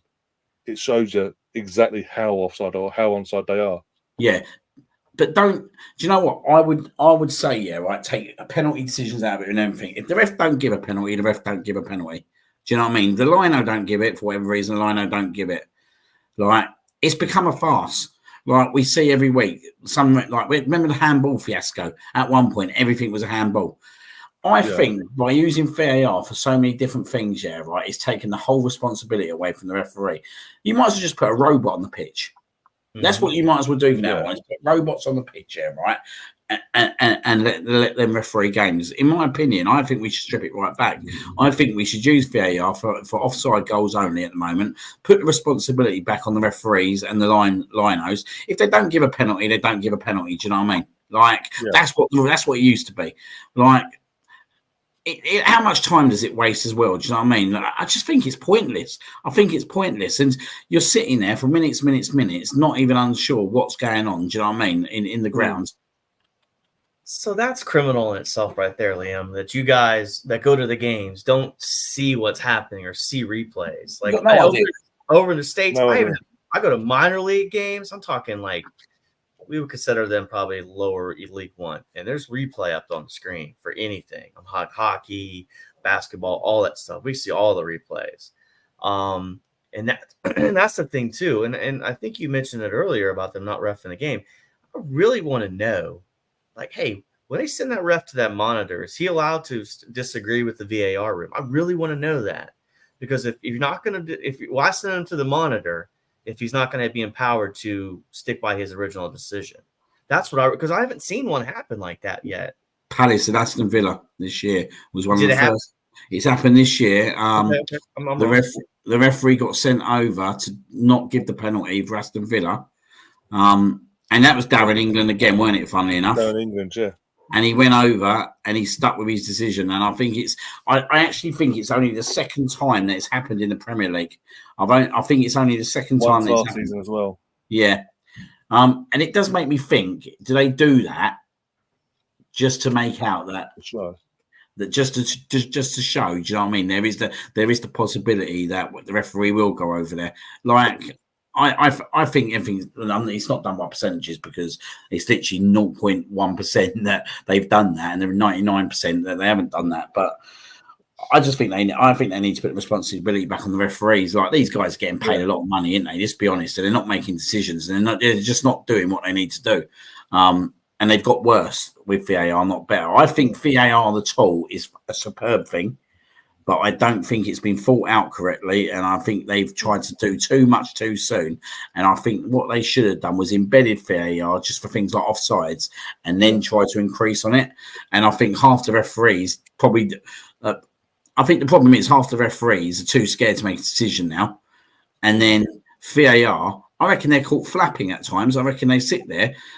Then they realise that they've been told that they've got 30 seconds to make a decision, and they're probably nervous as anything to make the right. I reckon now that it's got to a point where they're probably nervous. I reckon they're sitting in that VAR box nervous in terms of, I've got to make a decision now. I've got to make the right one. And I think that's when you start seeing things like the line's not going down, because they're just totally nervous in there, and it's human error. Do I think someone deliberately don't put the line down? No, I don't, because I think it'd be too obvious. I just think there's incompetence. It is incompetence at the end of the day. It has to be. Don't attribute it to malice, which you can determine as incompetence. But it's who knows? It's a mixture of both in this point. But yeah, then not being able to draw the lines, to being calm and cool under pressure. The referee, it's kind of like a teacher in a classroom, right? The teacher in the classroom is supposed to have control at all times, no matter what the situation is. The referee is expected to have the same control. And if you don't have the calm, cool collectiveness to make the right decision or even do your job competently, then you need to look for another line of work. But the problem is who's going to hold them accountable? And when they make statements like that was made earlier tonight, it's hard to really sit there and have faith in the system, right? But this also goes to all facets of life, right? There's not much faith in any systems in general at this point. So, in football is that release, but when you're, it's hard to really, I'd much rather lose by not being good enough as opposed to lose by a referee decision, right? At the end of the day, we can sit there and be like, yep, we weren't good enough. We didn't do what we were supposed to do. But, like last year with the Brentford game, like we were in such a critical race at that point. Every point matters when you're chasing Man City, even Liverpool, whoever you're chasing. And those 2 points dropped. I mean, did it make a difference in the end? No, but it makes your perception going into games different, right? If you're down 1 point versus 4 points, you still think you got a shot. We could have been more confident going into that Man City game now we beat Brentford. Absolutely. Yeah. Absolutely. You know what I mean? Like we could have fucked it up, but we never know. Do you know what I mean? But I don't think I think we would have gone on and won that game. I mean, like what it's like. You think that we're fans, yeah? I remember like for days after just having that sinking feeling going, and we're all sitting there thinking it's going to cost us. It's going to cost us. So if we're thinking that, don't tell me the players are not thinking that. Do you know what I mean? They're humans. Yeah, they're humans as well. They're thinking that. They're feeling injustice. And the worst thing is when you have injustice, you then start chasing things. And they probably started then thinking we're going to have to chase getting them 2 points back. And that puts more pressure on the team. And I don't think it was like, obviously, William Saliba getting, like, I believe the selection at Sporting Lisbon was the reason why we failed quite badly in the end. Obviously, I didn't think that Saliba should have started that game whatsoever. But agree. You look at them. You look at that Brentford decision, and it would have had a mental effect on them players. They would have felt angry going into training on Monday, knowing that someone just didn't put a line down, which was blatantly offside. And I don't think we'd have won the league at the end of the day because of it. But I think we could have got into that Man City game a little bit more confident. Yeah, a bit more belief, and yeah. I mean, it doesn't help. That's the problem. It didn't help, and it didn't help to think about it now. And Liverpool's going through what they're going through, and they feel gutted. They should be. Let's be honest. I mean, Liverpool should be top of the league as with us at the moment. Like they would have gone on and beat Spurs in that game. That goal gets given, in my opinion. Like Spurs should be on 17 points, and Liverpool should be on. It should be Liverpool on 20 points. It's facts. You're not inaccurate at all, and it's. At the end of the day, like even if your rival finds a way to win, because you just want things to be right. This is about sports, about equal playing field, right? When you send kids out to play young sports, you want them to be on an equal playing field. Of course, the ability is different, but you don't want them to be at a disadvantage when they go out there, right? Outside of just ability. So it's tough, and it's I mean, like I said earlier, God knows what the next decision is going to be, because it's going to happen. It is going to happen. Oh, there'll be loads more. I think it'll get worse. It will definitely get worse before it gets better. And I don't know. Like, are we feeling any better? Like, it doesn't. Like, it shouldn't bother me because we've gone and won the game. And as I said, I'm happy he didn't get a red card because no one can sit there now and go to us where it weren't 11 against 11. So I'm happy he didn't do it. But as you said, we've been on the other side of it with Brentford, and that could have easily been a Brentford moment. If Man City had gone and won 1-0 in, say, the 88th minute of that game on Sunday, all us three would be sitting here for the whole show focusing on that Kovacic red card.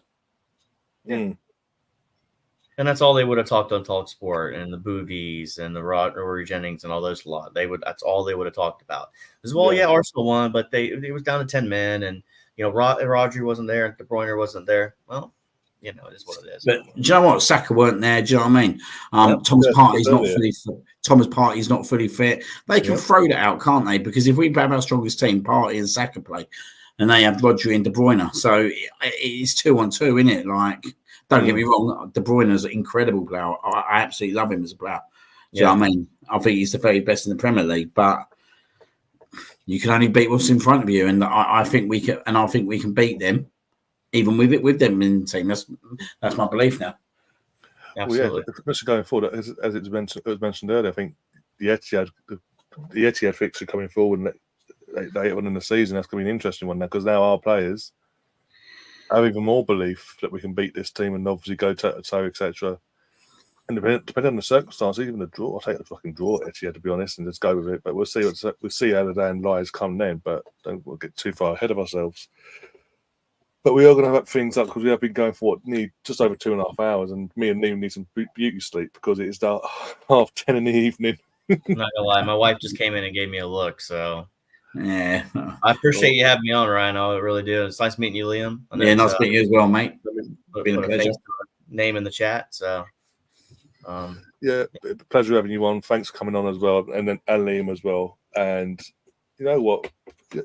2.5 hours doesn't seem that long, and I've enjoyed every second of it. It's been fun, and it hasn't been dragged. And I think the conversation has been flowing, and the topics are what we need to talk about in terms of not just the game itself, but obviously the last half hour. So it's been with the officiating of this country and the VAR and all that. It needed to be touched on. We touched on it, but yeah, it is from our perspective as fans, and other fans will give their opinions, and we'll go from that. But as I say, me and Liam need our beauty sleep for the time ahead and all that. It is late now, and obviously little Bobby will be up in a few hours' time, giving Liam hell. Cheers for reminding me about that. Even though he's talking now, he's starting to talk. Yeah, he's starting to talk. He is growing. He's massively growing, so it's all good. And he has his bottle every morning and watches the Well, he's been watching the Arsenal Man City game for the last couple of days, funny enough. I saw the post you put on Twitter. I was like, yeah, he's just there, just sits there. He's fully focused. Just watching it. He's got since that Fulham game last season. He's like focused now. He watched that whole half, didn't he? I am concerned though. When he's actually starts talking, walking, and all that, he's going to do a U and do a watch long a couple of years time, and he'll do a U. Just a quick one, Spencer. Arsenal Aston Villa last year, obviously when Jorginho scored. I actually weren't on the show that day, but I had Bobby and I was looking after him, and we scored, and I literally screamed. And he was only, about 10 months old at the time, and he literally, I went so mad that he literally cried his eyes out, and I finally stopped him after about 5 minutes. Then Martinelli went clean through, and I just literally broke out again, and the poor kid was then crying for about another 20 minutes. But he's used to it now. He don't seem to cry anymore. Think about this, Liam. You get all those moments with him as he keeps growing up and all that stuff, and that's going to be the special moments. Like I got a 15-year-old, and we won the Bournemouth win last year, man. Like you'll never forget moments like that. No. And it's fun, man. And that's what sports about. It's about having fun, enjoying it with your family, enjoying it with your friends, and why not? I mean, have fun with it, man. They're only young ones, trust me. Yeah, no, good advice. Yeah. And that's the other thing, guys. Enjoy the little wins, man. Like, enjoy these moments, like we're not guaranteed tomorrow, but, we're guaranteed at least today right now. Absolutely. Yep, Stefan, we all remember. It was such a regular thing on here that we had people from Australia around Christmas coming on just to see a crying baby. England versus, who was it in the World Cup? Senegal. Literally 10 seconds. Yeah. I think the concerning thing is that deep down Stefan enjoyed it as well. I think that's the most concerning part of it. He enjoyed seeing some baby bawling his eyes out. Yeah, I think he's not the only one. I think the way it became such a thing on his channel. Stefan just likes seeing me angry, to be fair. Yeah, I was just put his comment up before. He's like, waiting for the halo to drop on Liam. Where's this rant? Because me and Liam didn't rant today, really. So he's a bit disappointed as he doesn't get his daily dose of ranting. But go over to United. You might get that United this season a few times. Oh dear. But yeah, with that, as I say, thanks everyone in the chat as well for taking part. There's a few new faces we've seen as well, and the ones that obviously ducked out earlier on because obviously work life and this, that, and the other. Yeah. But the audio for this will be up in about half hour's time once it downloads, but might be a bit longer because it's a longer show this week. But yeah, Liam, before we go, your shows this week, what you got coming up on your channel? Yeah, I've got a show Thursday. I feel like I've just done the whole essay of obviously Arsenal, Man City, but obviously I'll have a few I'll have 4 or 5 guests on Thursday just to go through it all again. But I'll be hosting it, so it'll be more their opinions than myself. But yeah, that's what will be going on this week. Yeah, that's cool. And again, I'll be in the chat for that. Obviously, watching that and doing what I always do. When I'm not on there. But if you haven't already, go and check that out. I will put a link. Once you've got that up on the day, I'll put the link in the community post and all that, and do what I can to promote that as well for you. Bobby is awesome. He has the biggest grin I've ever seen. Best grin. He has got the best grin. Cheers, mate. Especially your latest photos as well. Like what was it? Was it last week? Bournemouth. Yeah, the Bournemouth selfie after we beat Bournemouth. You and Bobby, and he's just there like. I don't think it was Bournemouth. I was away from Bournemouth. I don't know what game that was. It might. Everton. That's the one. Yeah, that was a good day. That was.